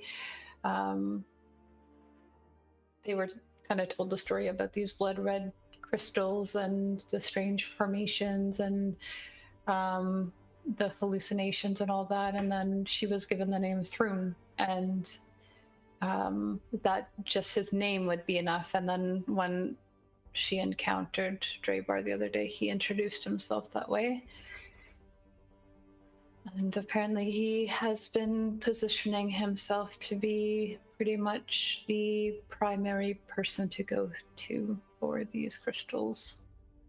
Well, yeah, he procures and sells and transports many alchemical agents and sources of arcane energies. Why hide this one, I wonder?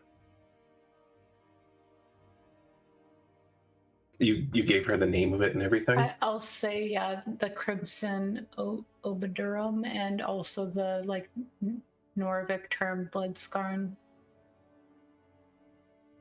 I'll have to tactfully ask Bearskull about that mineral. Perhaps he knows something about it I do not.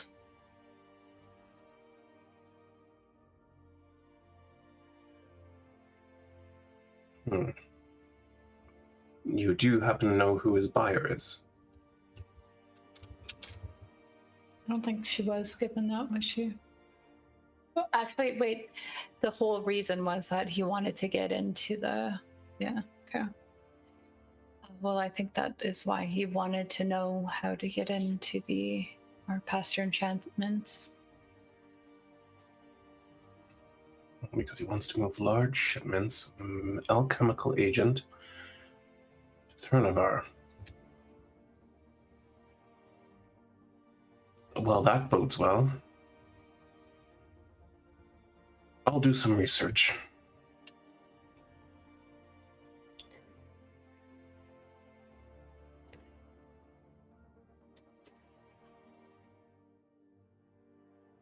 I suppose the simple answer is just to avoid conversation about it, or perhaps say that I'm going through some sort of individualistic phase. I am wondering if anyone else asks or questions me, because the term imposter was thrown around during our conversation in regards to me. How am I supposed to handle the situation?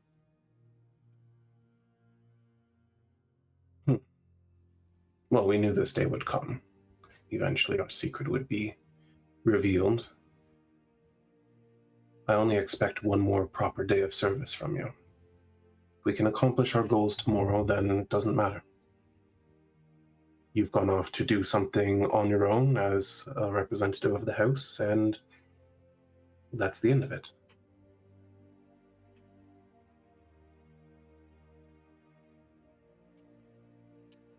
All right.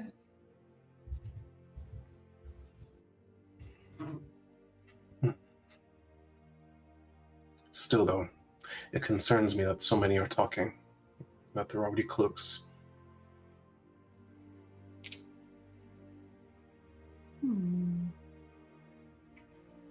I was enlisted for a job. I'm sure you got the hint of that. this morning when you gave me the docket. Yes, the docket that I cannot read.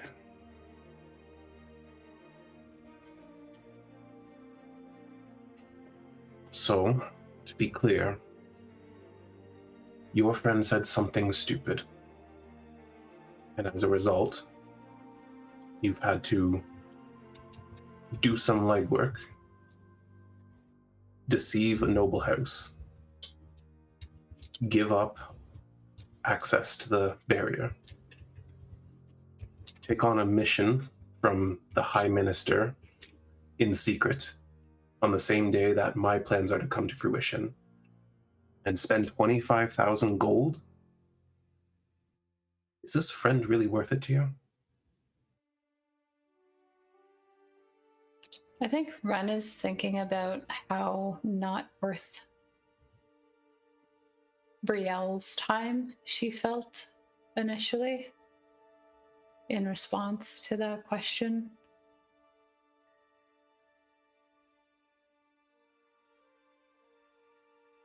I have grown softer. I'm aware. Perhaps it's good you're leaving the game then.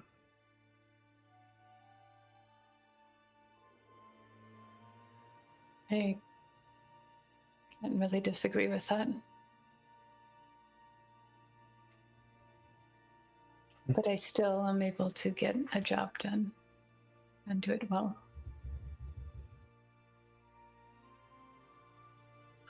I hope so.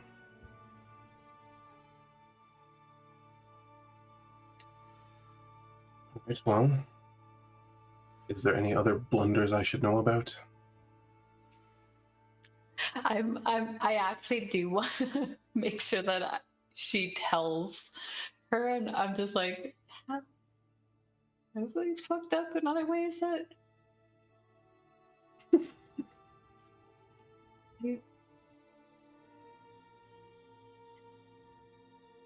I don't believe so. Is it more of a benefit, or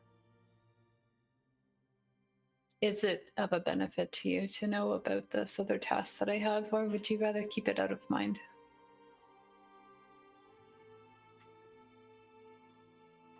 Thadredan is a very careful man, and he's a very insightful man, and he's part of what we're doing tomorrow. I would not risk displeasing him in this moment. Very well. All right, well, you should bring the others in. We should go over what's expected tomorrow. Yeah. She'll go gather everyone in like the other house, unless they're already on their way. I think Brielle would have rounded up everyone and like taken charge to be like, we need to be there. We need to be there early because that's what we learned in our lessons is don't keep people waiting. And we really need to focus on giving a good example. Right, Bastion? Right, absolutely. Okay. We'll be there early and waiting outside the door. Oh. You're already While there. you're at the door, Aerolith gives Bastion a sailor. Hey ho, how are you?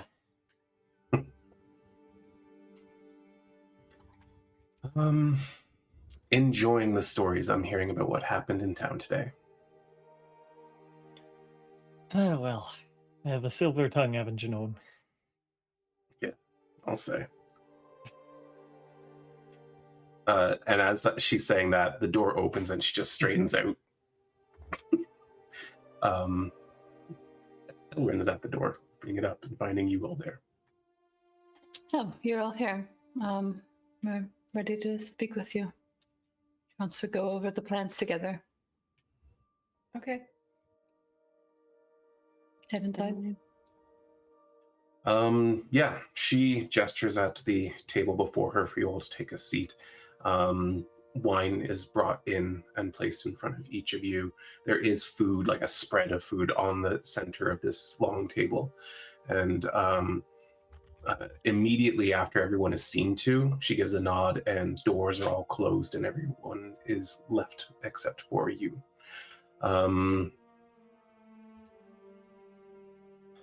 Right, well, I'm glad we have a full force here today, despite what it may have cost to ensure it. I'm proud that nobody came begging me for money to make it happen. Still, way to make a scene right before our operation.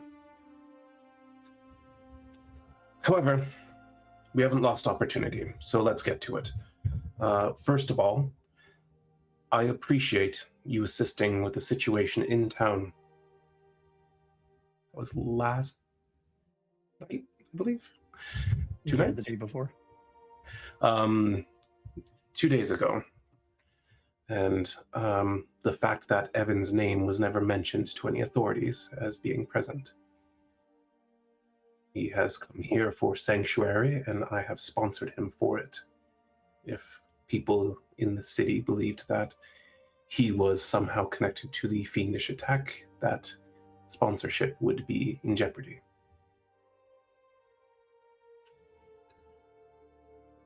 But moving forward, Ilaria Strindle, the Minister of Commerce, is rumored to be retiring soon. Very soon, in fact. She has been quiet about it, but a few others know this as well. Those that do have been positioning to place themselves as her successor. Officially, she does not have the final say, but her recommendation would carry a lot of weight, and it would be seen as disrespectful to disagree with her. So I suspect whoever she nominates will gain the position. This is the reason that we agreed to allow Wilt in your services, Elren, these past years. Having someone close to her speaking well of our family bodes well. Draven, of course, is the obvious choice. Yet there are those who would undermine us. Those that would resort to bribery or worse. So we need to make sure that in the days following Larona's Day, she has Draven in mind. The plan is this. 1. We need to influence Ilarius directly. Remind her of the centuries we have served the Empire, the competence we have brought to every office we have held, the tight bond between our families. You know the drill. We need to get her ear, and we need to make sure that she sees our value. 2. Influence Thadridan. He has his mother's ear. He's also the High Minister of the Council of Kingdoms. His opinion carries a lot of weight. 3. We need to eliminate our top competitors from the running. Elia Mjörvin of Redmont and Arvandar Morel of Corman. Both have a strong standing and have lobbied relentlessly. Yes, I'll give you the names later. I can see your face. I cannot keep up. I'm like, oh no.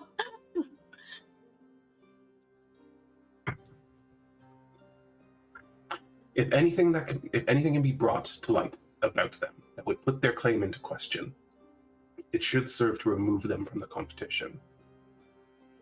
And if nothing suitable presents itself, perhaps we need to create something. Whether it's evidence of wrongdoing, an incident on Larona's Day, some sort of slight towards the Empire, anything will do. Of course, this will all take place tomorrow, on Larona's Day, which means we cannot risk offending the Emperor in any of our actions. Anything seen as an insult to the crown would not only prevent the promotion Draven deserves, but could actually cost our family our current standing. Subtlety is key. We must never move the scales visibly. Casting magic, especially offensive magic, could be problematic, especially if any sort of evocation spell will likely end in execution. We have the whole day of the celebration. but we have difficult tasks to accomplish, and likely a lot of ground to cover. I have to be present with as much of the festivities as possible, but I have ways of assisting with magic if needed. Just don't rely on me too much. Should we not be able to accomplish all of these goals, I do have a backup plan which I hope would impress, but I'm very much hoping not to resort to that. Now, that you understand the needs, how do you propose we accomplish this? You know your skills better than I do. I like how all three of you went like this simultaneously. I'm reading over the list again to see what Brielle can help with.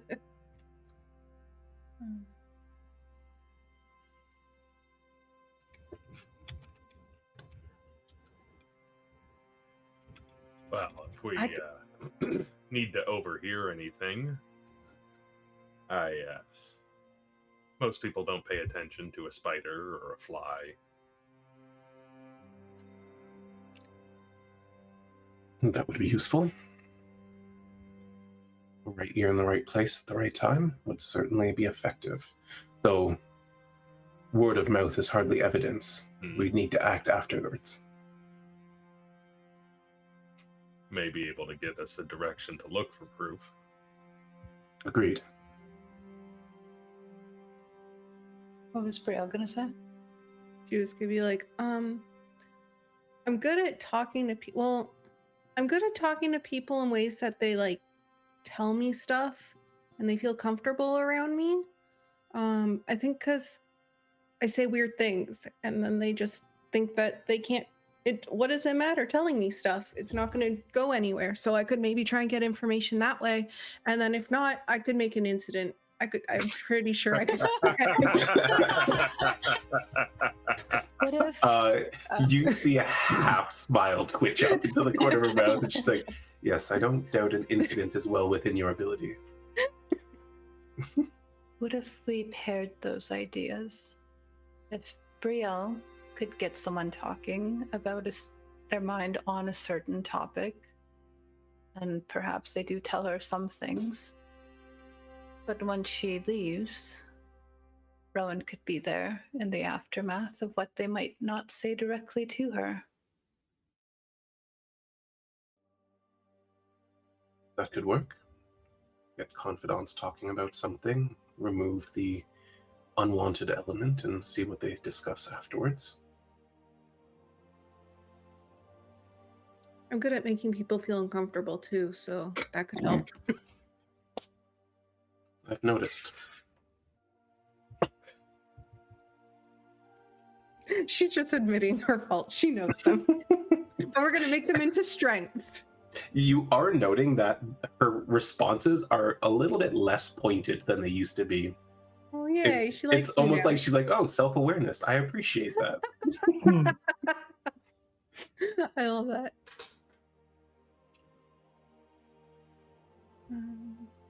I'm fairly good at talking to people, even if it's stirring up rumors or things like that. If we need to make it a hush-hush affair or something along those lines, I'm fairly adept at spreading that kind of thing around. Alternatively, I can usually persuade people to look at things a different way. Suppose that might have its aid here. The other thing would be, I imagine I don't expect to be a celebrity tomorrow, but I'm the first person in, I assume, quite some time that was actually allowed back into the palace. I could use that as a curiosity, if anything else. And It might open some doors, yes. The other thing is I'm also from Renair. People will either underestimate me or view me as a potential separate entity from the Empire and potentially loosen their lips a little bit more. Either way.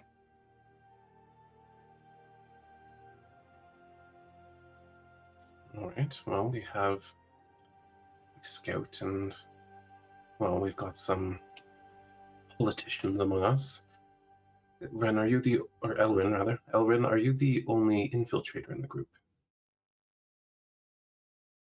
She's gonna do like a glance at Rhowan. Like I said, a lot of people don't pay any attention to a fly on the wall. I will also say, if I'm not wearing my armor, which why would I at a ball, actually fairly proficient myself in a little bit of skullduggery back from my days as a little bit of a scamp. I've been watching Wren do some stuff. I think I'm getting better. I have advantage in sleight of hand now, guys. Nice. I got a +5 to stealth. It's not bad. It's not bad. I believe I'm the only one that perhaps a high enough skill level for things that are really sensitive, but for just getting in and out of places that might just be beyond the reach of where we're allowed to be.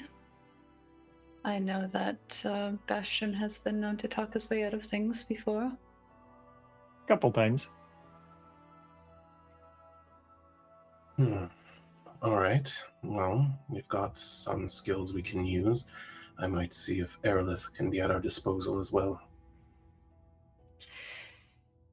Once we do get people talking and on a track like Rhowan suggested,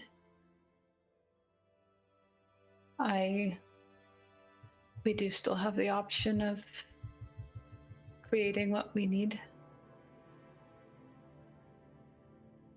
Though I assume we would like to keep any falsehoods minimized. Yes. It'd be much better if we can find something that has solid evidence that we can then spread around before it comes to light. Have people talking before they even have a chance to defend themselves.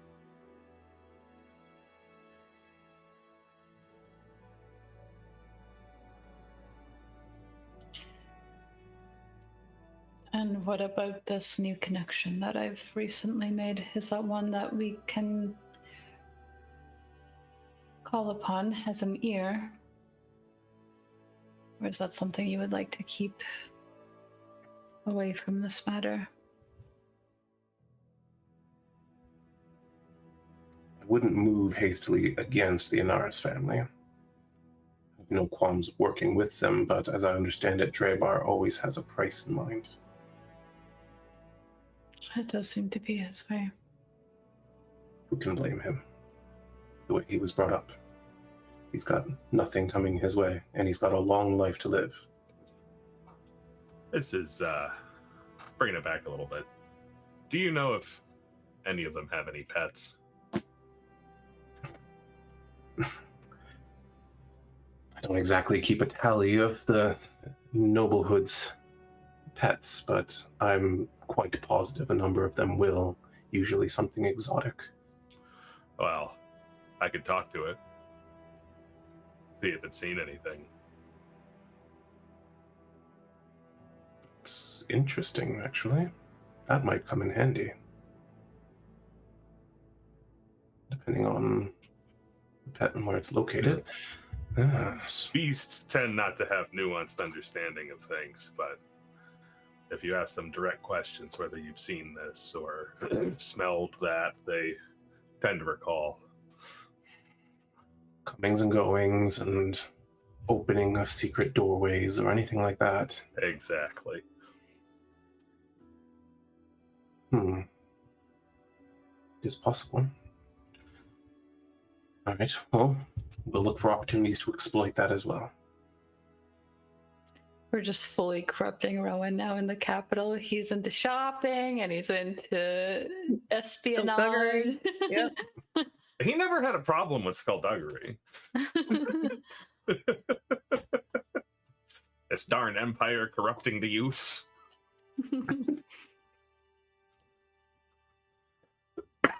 All right. Well, I suggest you continue to ruminate on ways that you might be able to accomplish our goals. Elrin, will you be able to link us all up, including Aerolith? I gotta check that because it's been a while since it's just been us and one other person.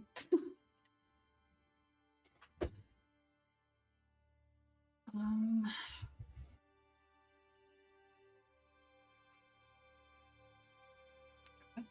this class feature is so fucking long. I'll answer appropriately at some point. Okay. I think if you want time to look it up, Brielle's gonna just ask like, so you said don't offend the Emperor. Is there like a big like do not do this kind of thing just to make sure that we don't do it? I mean, there would be dozens. Don't undermine his authority. Don't Okay, I can do question that. his rulings. Do that. Don't say anything in offense to the family of the Emperor.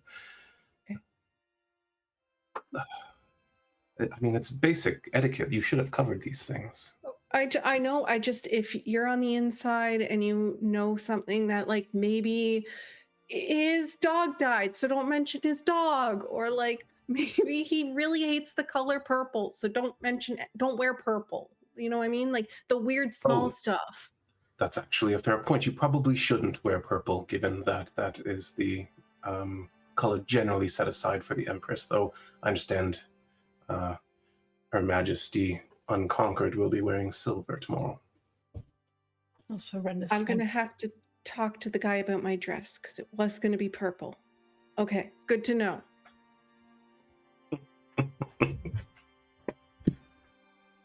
Let's see. Make sure you're in peak fashion if you're going to be attending events. We will be the most cunty. Don't cause a scene.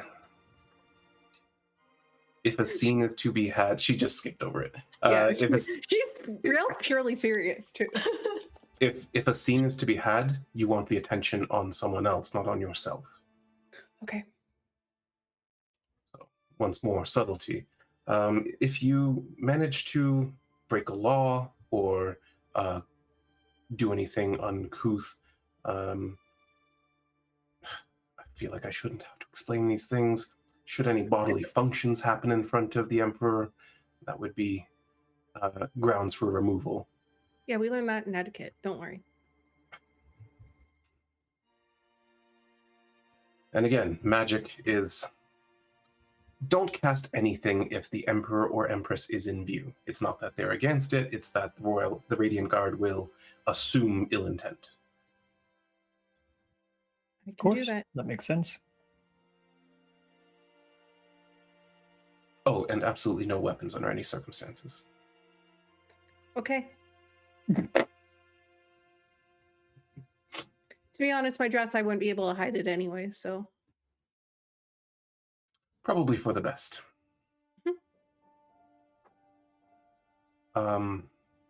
Right. Well, in social settings, I don't know how familiar you are with acting in these ways. You should be seen with a drink in your hand, but you should not become inebriated under any circumstances. Bastion's good for that. I have a couple of tricks up my sleeve. Mm-hmm. Good. Well then. Will there be any precautions against illusory magic? My armor is able to switch between... Oh, well, glamored outfits are something that some nobles tend to wear. It is seen as a little bit of a cheat, but I'm sure no one will take great offense to it. I do have an actual outfit for the event, but if necessary, if I need to go unseen. It might come in handy then.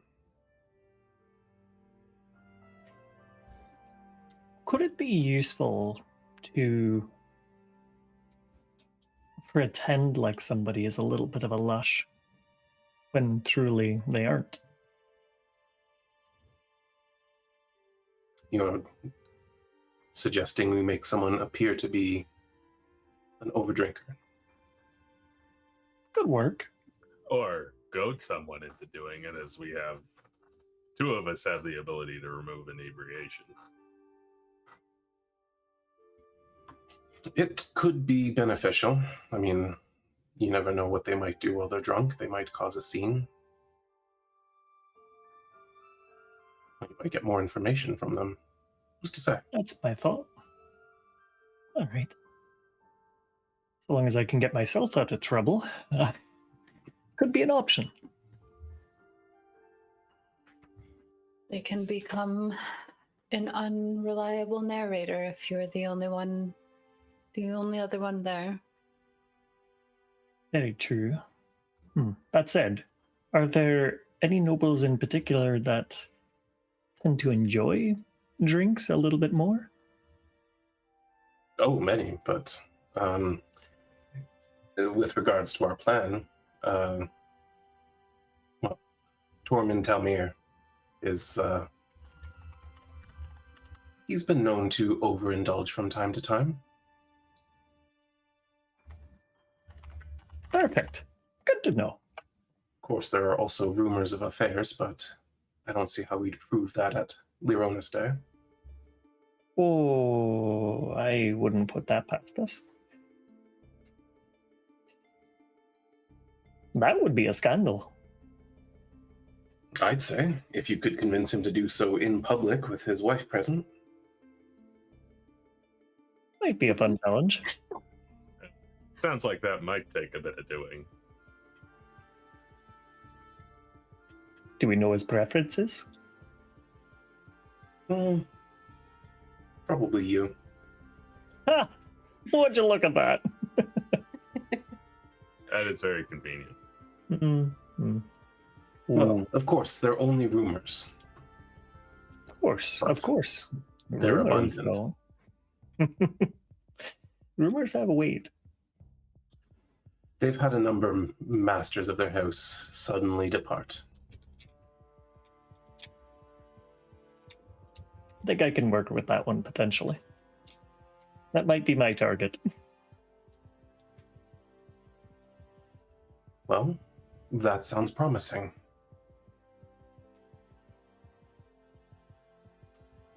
It's a good plan. I love how we're just leading it to Bastion being gay bait now as part of the plot. Yep.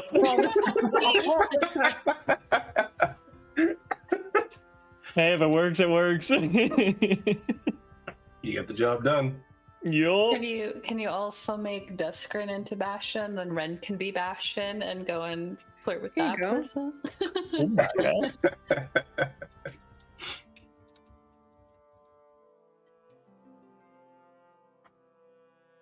Well, Duskrin's done a much better job of covering his tracks, whatever he's into.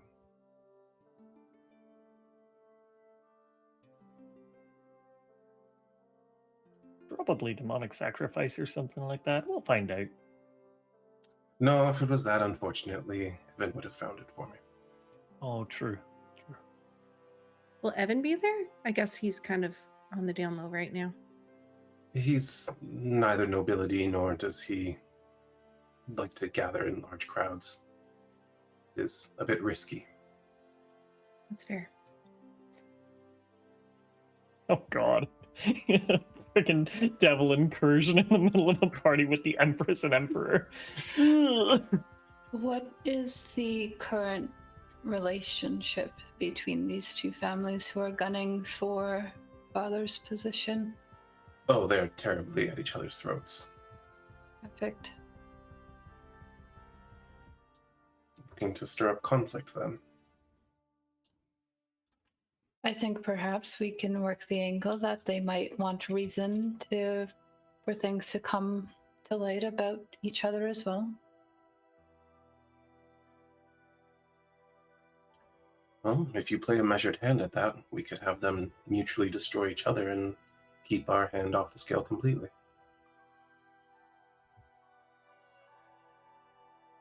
I think collectively we will tip the odds in our favor, though I'm sure that they also have their own scheming happening.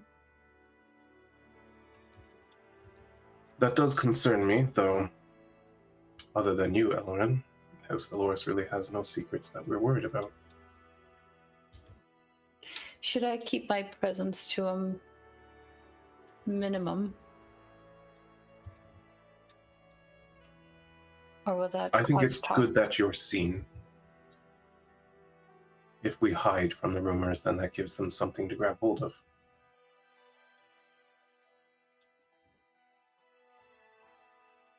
I will be seen and slip away when I can.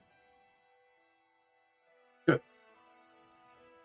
I will be seeking Ilaria's ear as much as possible, though I may need some assistance from time to time in order to gain her favor. Adridan is rightfully so cautious of me,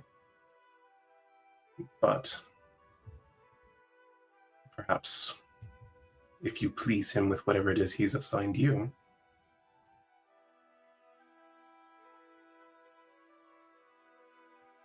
And not only that, his father's rather fond of Draven, so we have a lot to work with.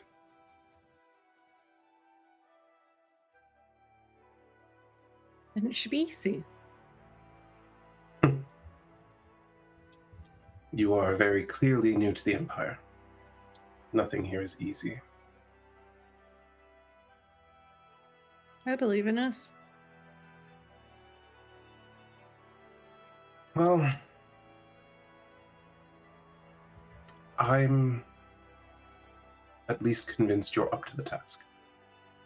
Good. Now, if you'll excuse me, I have a lot of moving pieces to put in place. Can I ask a favor before you go? I suppose under the circumstances, that's not out of line. So the dress I asked for the party to be purple the night that you offered to pay for it, and I can't afford to pay for it, and I don't want to wear purple, so can you buy me another dress?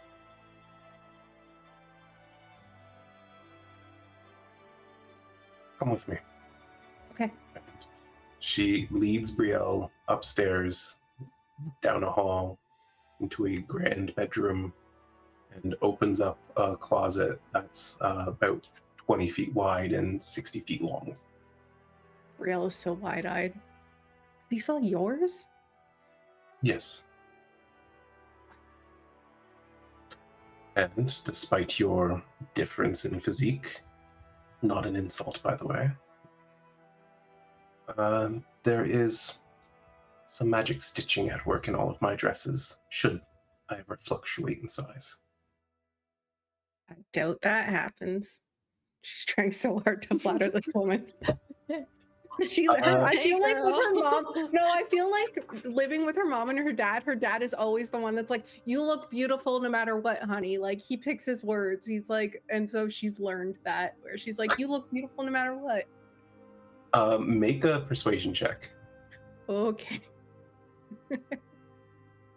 Where's persuasion? Out in the open?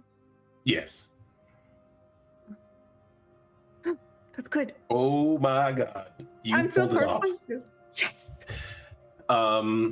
You see her smile a little bit and duck her head for just half a second before she says, as appreciated as that is, I use magic to alter my shape sometimes. Oh, that makes a lot more sense. Yes. Well, sometimes business requires that you appear to be something you're not. I'm gonna try my best tomorrow. I'm not gonna let you down. Thank you.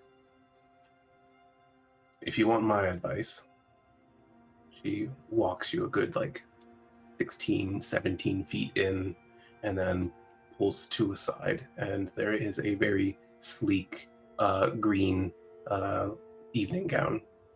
I think that will turn some heads. Okay. Are you sure? But it's up to you. What if If someone you're- spills wine on it? What if I spill wine on it? I'm not going to, but what if someone does? Brielle, right? Yep. Wait, you didn't know my name this whole time? I have contingencies for every possible outcome. And as she says that, she reaches into her, like, not really a cloak, more of a wrap, but she reaches into it and produces a vial of ink and pulls out the dress and pours onto it, and the ink just rolls right down it. And she collects it all back into the vial. Magic thread. You'll have to show me how this works even more later. This is so cool. Think of what, like, if we could make gambeson out of this, because then it would clean itself and like people wouldn't smell and the sweat would be gone and like I think that would be cool. I think that would be terribly expensive for a common soldier to wear. There's adventurers that'll pay that money. Perhaps. To remain clean, I doubt it. Okay. It was a thought. Well, if you can find a buyer, then go ahead. I think you'd be throwing money away because there's no market for it. I think I'm gonna find a market for it. Very well. Well, this gown cost about 18,000 gold to make. I'm gonna find a buyer for it. Maybe not a market. But thank you. It actually means a lot, especially because I don't want to offend everyone. You're rather new to all of this, aren't you? I'm new to a lot of stuff. That's apparent. Look at me. Stop questioning yourself. Do what you have to do. Understood? Mm-hmm. She's a little scared of her right now. Good. Pick whichever ones you like. And Okay. She leaves you in the closet. She will pick the one Seraphine picked because she wants to do her proud. Then I guess you're not far behind her as she heads back out and downstairs. Well, she'll probably still look through everything. Just Fair like this is the fanciest clothes I've ever seen. I'm looking at everything and touching everything. Now that you know you can't mess it up, right? Yeah. She heads down and gathers you all in the entrance hall and just says, as I said, a lot to accomplish, a lot riding on this. I'm sure that for my sake and for Elrin's sake, you'll see it through to the best of your ability. Whatever the outcome tomorrow, I won't hold it against you. Or Elrin. You were upstairs in the closet. Oh, I'm still there. Never mind. But she did mean the collective you. Okay. Now, Do my best. moving parts to C2. Your friend is still picking out an outfit, so once she returns, you may leave with her. She returns to where she was working, which is a dining hall, but she has papers scattered about 1/4 the length of the table, so she needed the extra space. And Brielle, as you are coming down and you see that they're waiting for you, there is another person who enters the hall. It is Baraskal and Inaris. And as he walks in, he just kind of, oh, I'm sorry, I didn't expect anyone to be right here at the door. This is Seraphine's villa, right? Yes. Good.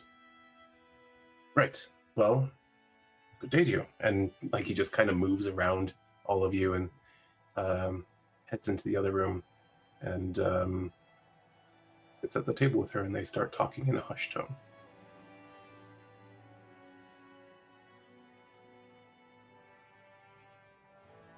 Brielle joins them. You head out? Yep. How would you like to spend the late afternoon / evening before this final major event in the capital? Freaking out. So your mom lent me this dress, and it's really pretty, and if I spill wine on it, it's gonna be fine. Or if someone else, it's gonna be someone else that spills wine, not me. Then that'll be fine. And I'm sorry it's not as cunty as you wanted, Wren, but it's your mom's dress, and I wouldn't want to see your mom in something like that. Would Wren have seen her mom in things that she might describe as cunty? Yes. Oh, okay. Seraphine is an attractive woman and is not afraid to use that.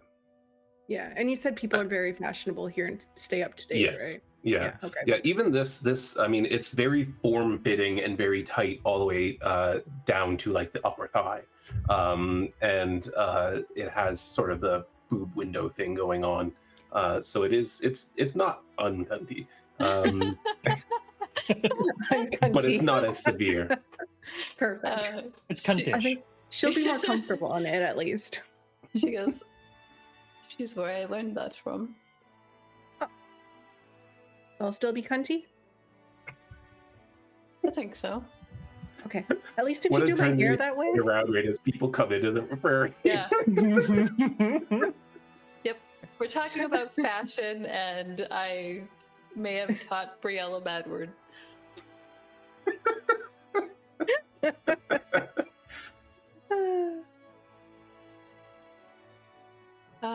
Yeah,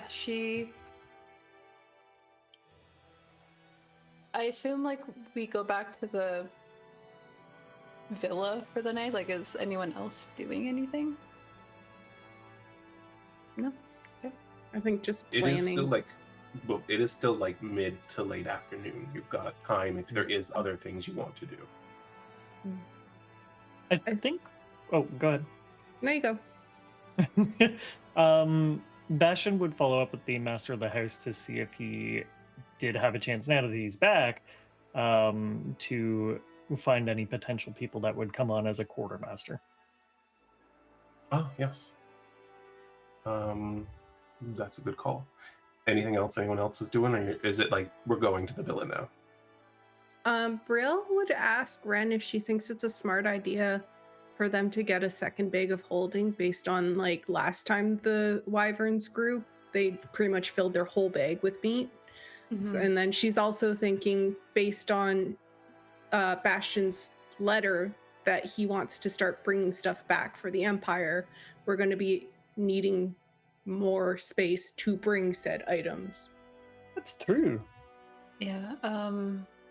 My bag has been filled with food for the wyverns for much of our travels, so that might be a good idea. Are they terribly expensive? I don't know. I can go check. If they're not like crazy, I think we probably have the funds to get one each. Oh, that's actually smart. Oh, Wren, don't tell your mom I lied to her. I told her I didn't have the money for another dress. Oh. I was just trying to see if I could lie to people that were smarter than me for And you tomorrow. I didn't realize you were lying. I would have made you roll deception. So it sounds successful. You even deceived the dungeon master. I mean, well, she did say the dress was like 12,000, so Brielle could not afford that. Well, it's because it's made of magic materials. Like, your dress was not that expensive. I don't know how much it was. It was free. So you people have too much money.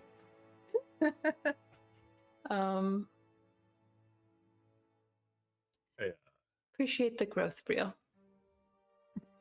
You gave me an interesting idea, though, Bastion. It'd be very convenient if we all had bags of holding that were somehow linked together. We know that exists. Unfortunately, nobody in this part of the world knows how to make that. I'm like, does it exist? It have exists those in in Wizards. Our wizards all have Oh, one. okay.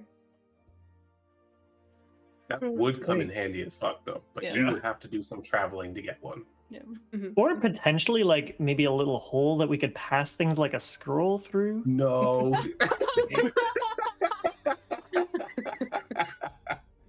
Brielle's gonna go look for Mega Holding at a shop. This. Yeah, just maybe a hole about this big. Yeah, yeah. It's something, I don't know, roughly the size of a banana through. Yeah. If we needed to pass notes or something. Oh my god. Yeah, no. You all lose one inspiration. Whoa, I'm not part of this. I see you I like laughing. good punishment. You're laughing You're too, laughing Shanks. too. He loses one inspiration as well. Fine, take one away from me. I'm the DM. I don't care.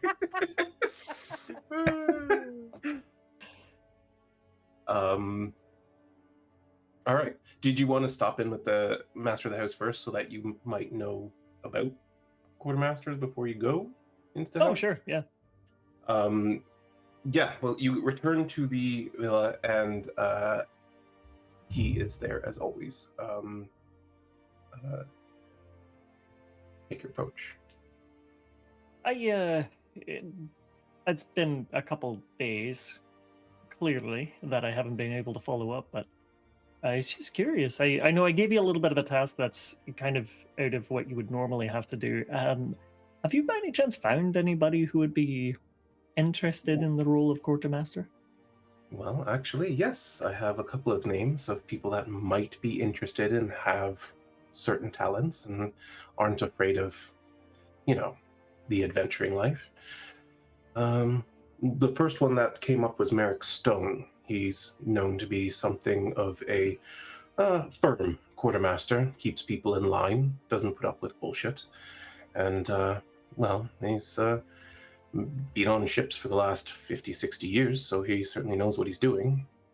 And if that's not your flavor, then Bren Halvik, I believe, might be more your style. Certainly knows the ropes. His crew have always good things to say about him. He's well respected, though there's rumors that he might be a little bit crazy. Oh. Yeah. Not What afraid kind to of take crazy? on multiple pirate ships at once, risking skirting the storms and whatnot for a faster Oh. route. All right. Well, if you can get me in contact with him, that'd be lovely. Yeah, well, actually, I can tell you where he is right now. Beautiful, if you wouldn't mind. The Iron Dwarf, right down there on the docks. Perfect. I'll be You don't heading have down any dwarven blood in your family, do you? there. Not as far as I know. Is he a dwarf?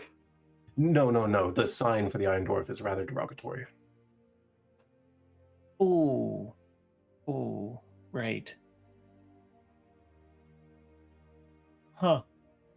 Can't wait to see that one.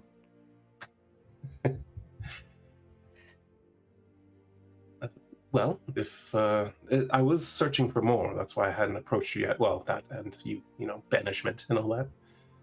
That little thing, Happens from time to time. Yeah, from time to time. That seems to be the perfect way to put it. All right. Honestly, I do appreciate it. I'll speak with the man and keep an ear out, I suppose. I'm always looking to add to the crew anyways, so... but I know it's not your main job, clearly. You're very proficient at everything that we give you, but... It's mostly connections, sir. It's not that I'm so talented, it's that I know everyone. Well, you still have to be talented to make use of it. Well, it's very kind of you. Well, thank you, anyways. Truly, I do appreciate it. And My pleasure. I guess I'll go speak with the crazy man.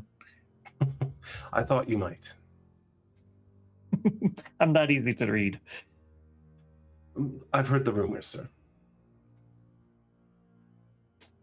Fair enough. Well, thank you. I must be going. The rest of my party has a couple errands to run before we settle for the night.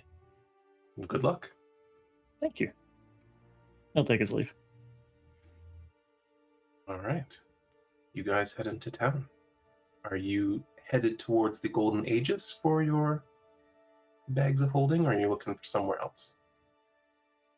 I'd say head there first. Yeah, we Everyone's got a a good rapport. rapport there. Yeah, that makes sense. Oh, you know what, Megan? What? Tenebrious does not have an O in it. I knew Hell it. yeah. Hell yeah. I just saw it in my notes, and I'm like, damn, I gotta come clean. No, you should have taken that one to the grave, man. We appreciate Nah. I your appreciate honesty. you. I like to be truthful. And then sometimes I like to lie my ass off. So we'll just see. Helping a DM. And Vale. Let me see. What's that?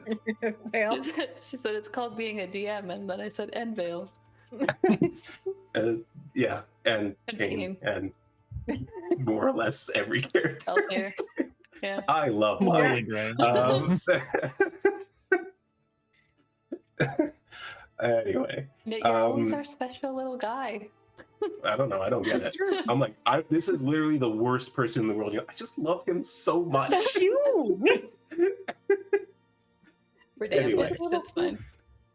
You guys make the walk into town, and you return, and it's the Gilded Aegis, which, I knew this was going to happen. I'm going to want to call it golden every time, but as you arrive, as usual, Master Orendel is behind the counter, and he kind of perks up as you walk in, because over the past few days, a lot of money has been spent here by this particular group, and he just straightens out. Good day. And Hi, how are you? Doing well. It's been a good week for me. How about you? I think it's about to be a better week for you, but it's great for me. My friend here gets to go in the palace again, so any day that he's not dead is a good day. Why'd you have to put it Don't that see- way? Yeah, I don't see the connection between those two things. Well, because she has a sword that if she touches you, you die. And she could have chose to do that if you really pissed her off. Oh, the Empress's Sword of Justice. Yeah, Interesting piece of work, that sword. I thought so. You know anything about it? Well, How they it's say made, it was where it's touched by Arendor himself. Ooh. I don't know the circumstances of its construction. Obviously, that's a long time ago and well beyond me, but it is an artifact that was revealed to be in the hands of the Empress and the Emperor when they founded the Empire. In fact, it played a pivotal role in their coming together. Like a love story? Oh, yes, except this love story was forged on the battlefield. That sounds wonderful. If you'd like, I can... Actually, I've read it. I could give you the copy of the book. Really? Sure, why not? Do I have to pay for it? But this isn't a bookstore. So no?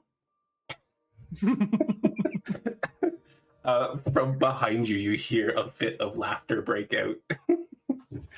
Master, I don't think she's getting what you're putting down. Yes, I gather that. No, you don't have to pay. I offered to give it to you. I just want to make sure I like to support small businesses. All right. Well, does this look like a small business? Anyway, he he reaches out for his overcoat, which he pulls out a book from, and it's well worn. You can see some of the pages are curling, the cover's a little bit tarnished. There is a fold in one of the pages about 3/4 of the way in, and as he slides it across the counter to you, he kind of lifts up at that part and he just says, if you're a little if you're uncomfortable at all with explicit material, then you might not want to read past that point. Wait, the whole that whole part after that? The following couple of chapters are pretty intense. I'll be fine, I'm sure. Okay. Thank you. I'm Agreed. so excited. Rather artfully done. It's very tasteful, but explicit. Okay. Does it like? Never mind.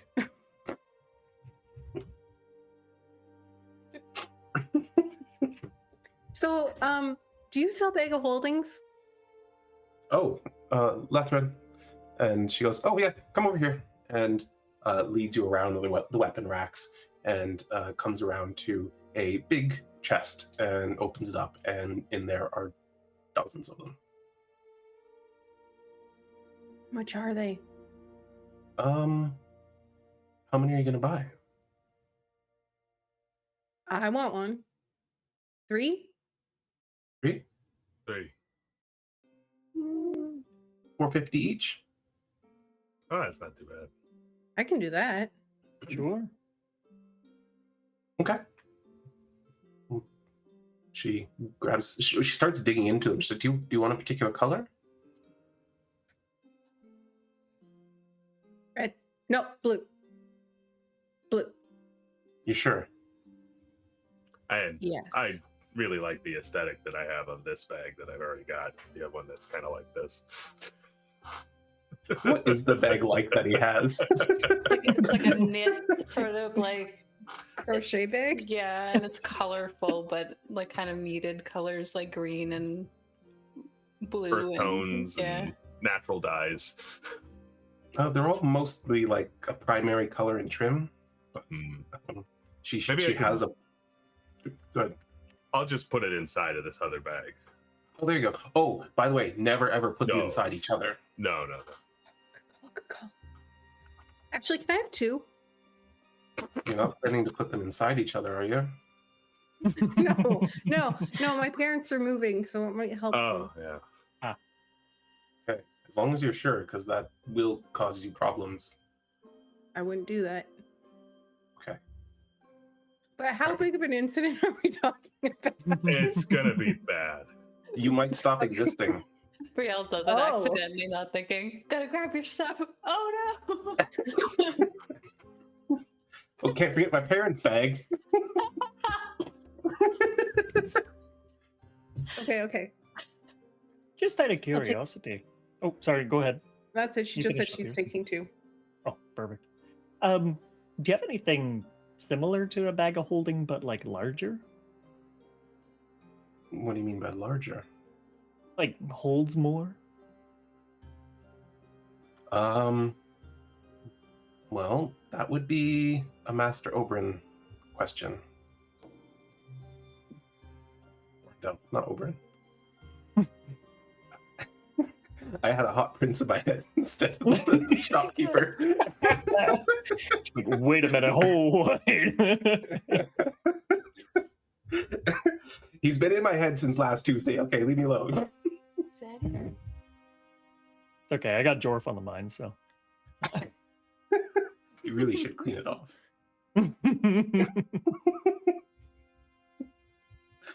He'll go over to the other guy and she told me to ask you, do you have anything that can hold more than a bag of holding? Well, that depends on what you're looking for. The answer is yes, I can get it.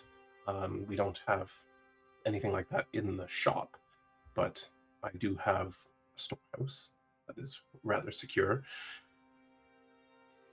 But I've got a couple options. Are you looking for a chest or are you looking for a hold? Ooh. When you say a hold, Well, I mean like a portable fort that you could take with you, which itself has a hold that has a pocket dimension. It can store up to 1,000,000 pounds, I believe. How many 100,000 gold is this? yeah,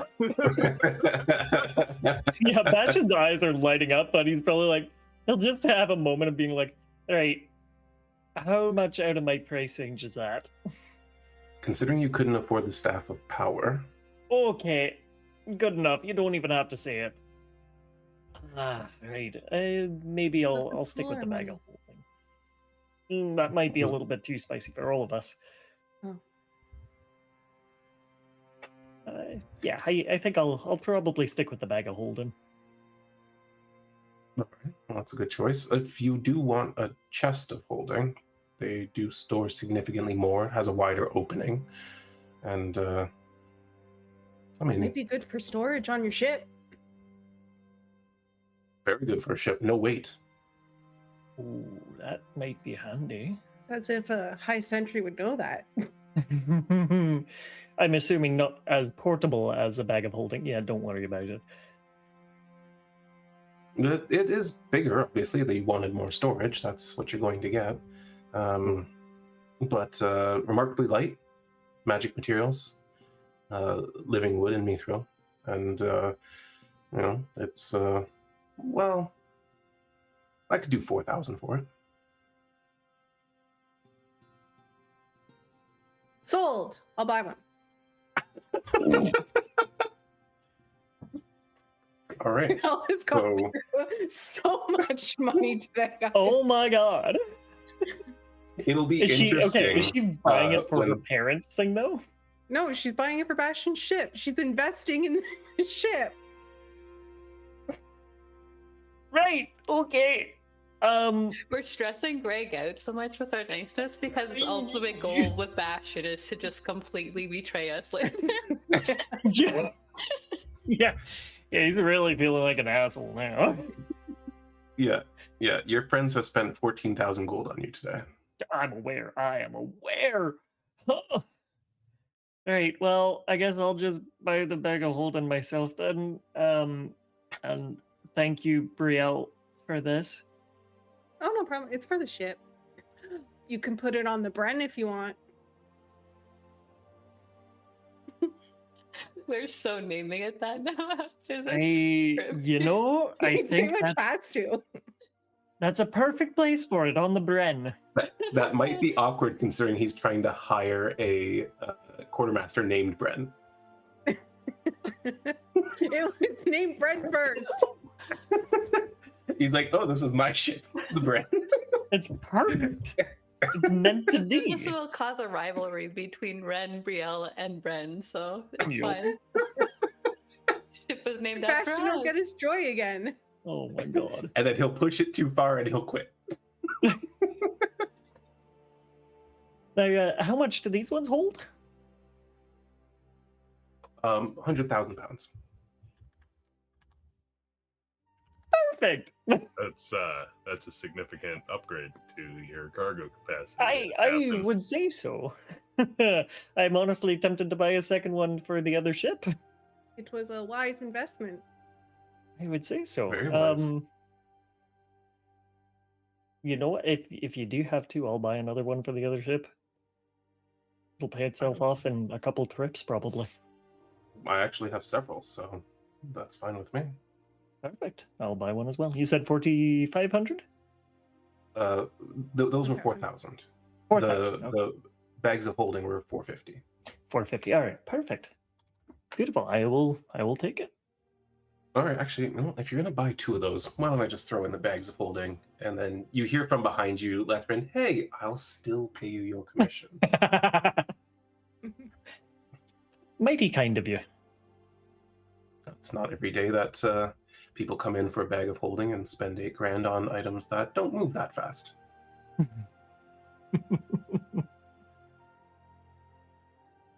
Perfect. That went well. Thank you. Where shall I have them delivered? Oh, you can bring them right down to my ships if that's all right. And he'll sort out the details with you. Yeah. Yeah, make sure that there's a prompt delivery. It'll happen this evening, so it's up to you if you want to be there or not. And anything else while you're here? I heard you sold the Staff of Power. I did. A young man named Tenebrius was Mhm. very interested in it. Good for him. Bastion is okay with it. I'm not. I hate him. I hate him so much. Oh boy. There'll be other ones around, I'm sure. Well, yes, there ought to be. more out there.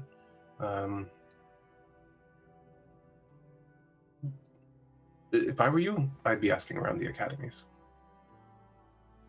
Well, never been to one of those. They're not always willing to deal, but if they have one that's going unused, you never know. You might even get it at a reduced price. Fair enough. I mean, in the meantime, if you see any fancy staffs or things like that, I like lightning and stormy magic. I actually have a staff of lightning coming in soon. Oh, I might come back and take a look at that one. That would be fantastic. I'm I'll sure have to by do a then little bit of your trading. grand storage will have brought in enough funds for it. I hope so. Perfect. Thank you. You're very welcome. Does Wren know anything about the academy here? And like if you can just like go in and talk to someone about that? Yeah, you absolutely can. Okay. And that's not part of the archives, right? It is not part of the archives. Good. Is it just sort of like a college situation? You can just like walk around the grounds and. Yep, yeah, and they've got people on hand, and like it's sort of, I mean, everything is like all of these things are kind of interwoven with the Empire. It's kind of just part of your like part of your government. You know, it's a school. It's also a government organization. You can just walk in and talk to them about things. There's nothing like secretive about it, at least not like the learning area of it. But then the mages who are employed with the military end up on military bases, and that's stuff you can't walk onto. You want one now, Bastion? No, I'm perfectly fine. I'm good. Okay. I was gonna tell you all my knowledge on this as we walked over, but I've read a lot about the one school. I mean, So you can tell me. It's 10,000 gold if you want to enroll per year. If you do 2 years of military service, though, then why are you making that face? Oh, no face. Okay, so if you do like 2, Lethrin's going to do it actually. So like, if you want to slip Lethrin some gold whenever we visit, that's always a nice thing I like to do. I forgot to do that this time, but she'll accept it and give you a nice little gift because it costs a lot of money to go to that school. So if you want to help her out, I mean, she gets paid really well, but tips are probably good. Oh, I'm sure she appreciates it. Mm-hmm.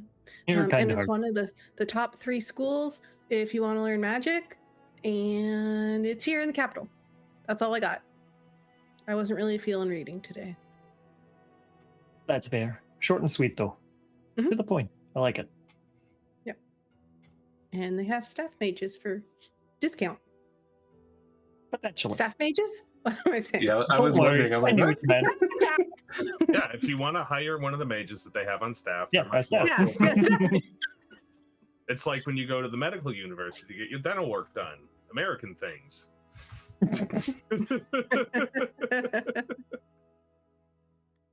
So you go to them and they work your staff?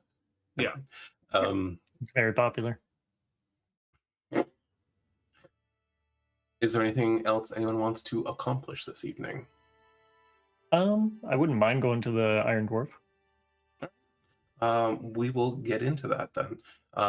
You head all the way down to the dock area, and sure enough, there is a sign hanging out front of one of these taverns that is the Iron Dwarf, and it is a ship sailing by with a dwarf clad in iron armor who is drowning.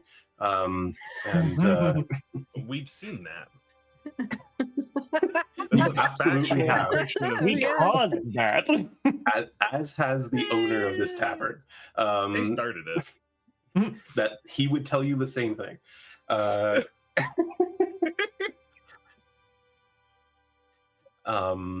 But you push through the doors, and this place is moderately lively. It's not quite out of hand like you've seen in some other places like Norvik, but at least for the capital, it's pretty raucous. And you see a number of people who look like sailors, but without a description, you're at a loss. They'll probably just go up to the barkeeper and just be like, "Right, I'm looking for a Bren Halvik." The half-elven man at the bar kind of leans into you and he goes, "You sure?" Oh, I'm absolutely sure with that response. Even more now. Yeah. You're not here to collect a debt or anything? Oh no, I'm here to offer him employment. All right. Hey, Bren. And you see in a corner table a bunch of guys playing cards. Bren, who has like dark hair that like fades into blonde at the root. And he looks elven, maybe half elven, hard to say from the distance and the current lighting. But he stands up and he's wearing just a bandolier with daggers in it over his chest and some like short sailor's pants kind of thing, like, you know, I don't know what the hell, I don't know what they call them, but like they come down like to the shin. And he stands up and looks over and goes, "What?" "Someone wants to talk to you." And everyone else around the card table goes, "Ooh." And he walks across the room and steps right up to Bastion to the point that your chests are almost touching. He goes, "Yeah? You Bren? You deaf?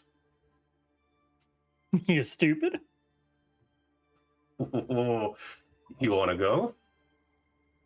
I wouldn't mind it. But first, I should offer you a job as a quartermaster. Really? Absolutely. Damn. Perhaps you've All heard of right. me. My name's Bastion Draywind. Does that ring a bell? Hey, Curly. Bastion Draywind. Oh, he's that crazy storm fucker. You the storm fucker? That's me. Absolutely. All right. That sounds like fun. How much you offering? How much you want? Oh, let's say 4 gold a day. We'll make it 5. Look at you, big spender. All right. This must be something dangerous. Oh, I mean, just some traveling back and forth and delivering things. I need somebody Legal consistent things? while I'm not there. And legal things, yes. Mostly, I think. Mostly legal things. Okay. All right. Yeah. Shit. All right. Can I finish my hand? Sure. He walks over and there's some whispering around the table and he goes, "Oh, by the way, 4 aces," slams it down on the table, and everyone's looking at each other and they're like, "The fuck? What do you mean?" "What do you mean? What do I mean?" 4 aces. And 2 of the guys flip their cards and both of them have aces. You fucking cheating bastards. Then they're about to go at it, but then they're just all of a sudden they just break into laughter, and they're like, "All right, fuck it, you outplayed us," and he just rakes it all in, takes all the coins, puts them like into his shirt, which was also on the table, and then ties it up like a bindle and throws it over his shoulder. "All right, let's go do this." Absolutely. Are we beating the shit out of each other first? Oh yeah, you still want to do that? Great. Absolutely. All right, boys, you want to watch?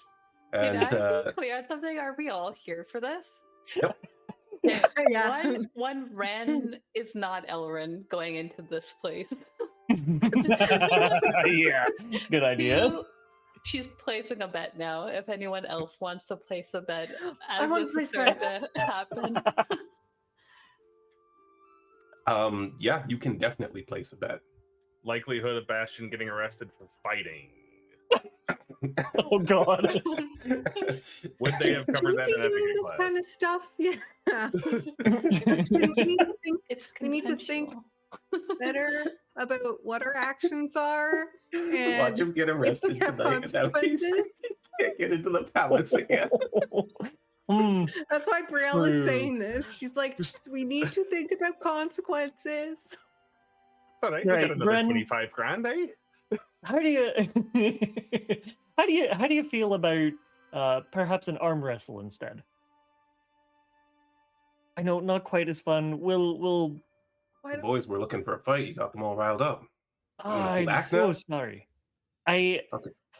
We'll do it on the ship, but I can't do it here. A round of I free just- drinks for the boys. There we go. True. There's conflicted noises happening in the crowd that was already on its way out the door. And eventually one of them just approaches him. He's like, "So you're really not going to fight then?" "No, he's blue balling us." He's like, "Oh, fuck." Blue ball. But they all end up at the bar and receive a drink that Wren is now going to have to pay for. So we'll call it 10 gold across the board. There's a lot of people who were disappointed. Oh no! And go. Right? But David made a face. I'm like, there's a couple dozen people here. I just hadn't imagined this tavern serving expensive beverages. I mean, it's like a few silver a piece, you know. Okay. Yeah. But they all collect their drinks and they go back to it, and he just goes, "All right, well, since you're chicken shit, you can just show me your ship and let me know what I'll be protecting for you, Your Majesty." Bloody perfect. Oh, I love a crew member with sass. All right, come on, let's go. I'll show you there, and then I've got to head back. All right. And with that, I think we'll call it a night. Great ending. Yep. We I need art love for this this man. guy for sure. What's that? We need art for this guy for sure. Yep. Yo. All right. Well, good work, everyone. Once again, Greg, amazing job on the appeal. There was like 2 more sets of questions that I had for her that were going to be harder to answer. But you managed to bypass that completely. Whew. All right. The power of a 33. Yeah, Yeah. that'll do it. I mean, literally, a DC 30 is impossible. Like, it's... yeah. And given level. the setup you got from Wren also pulling that Yeah. phrase out in a way that Absolutely. was perfectly hidden. It just, yeah, it was good synergy. You guys did awesome. But do we have someone? Brielle and I were there. You were there. And Yo, The re- listen. extra Brielle did her best at shutting up, and that's what Oh. we needed her to do. Okay, He fair enough. also True, pitched true. in 5,000 gold. Fair enough. I did. Yup. There were questions that were going to come your way in the future phases that I had, but And it's Yeah. a good thing they didn't. that's probably true for Brielle at least. I feel like Rhowan maybe could have talked his way through it. Okay, now I someone.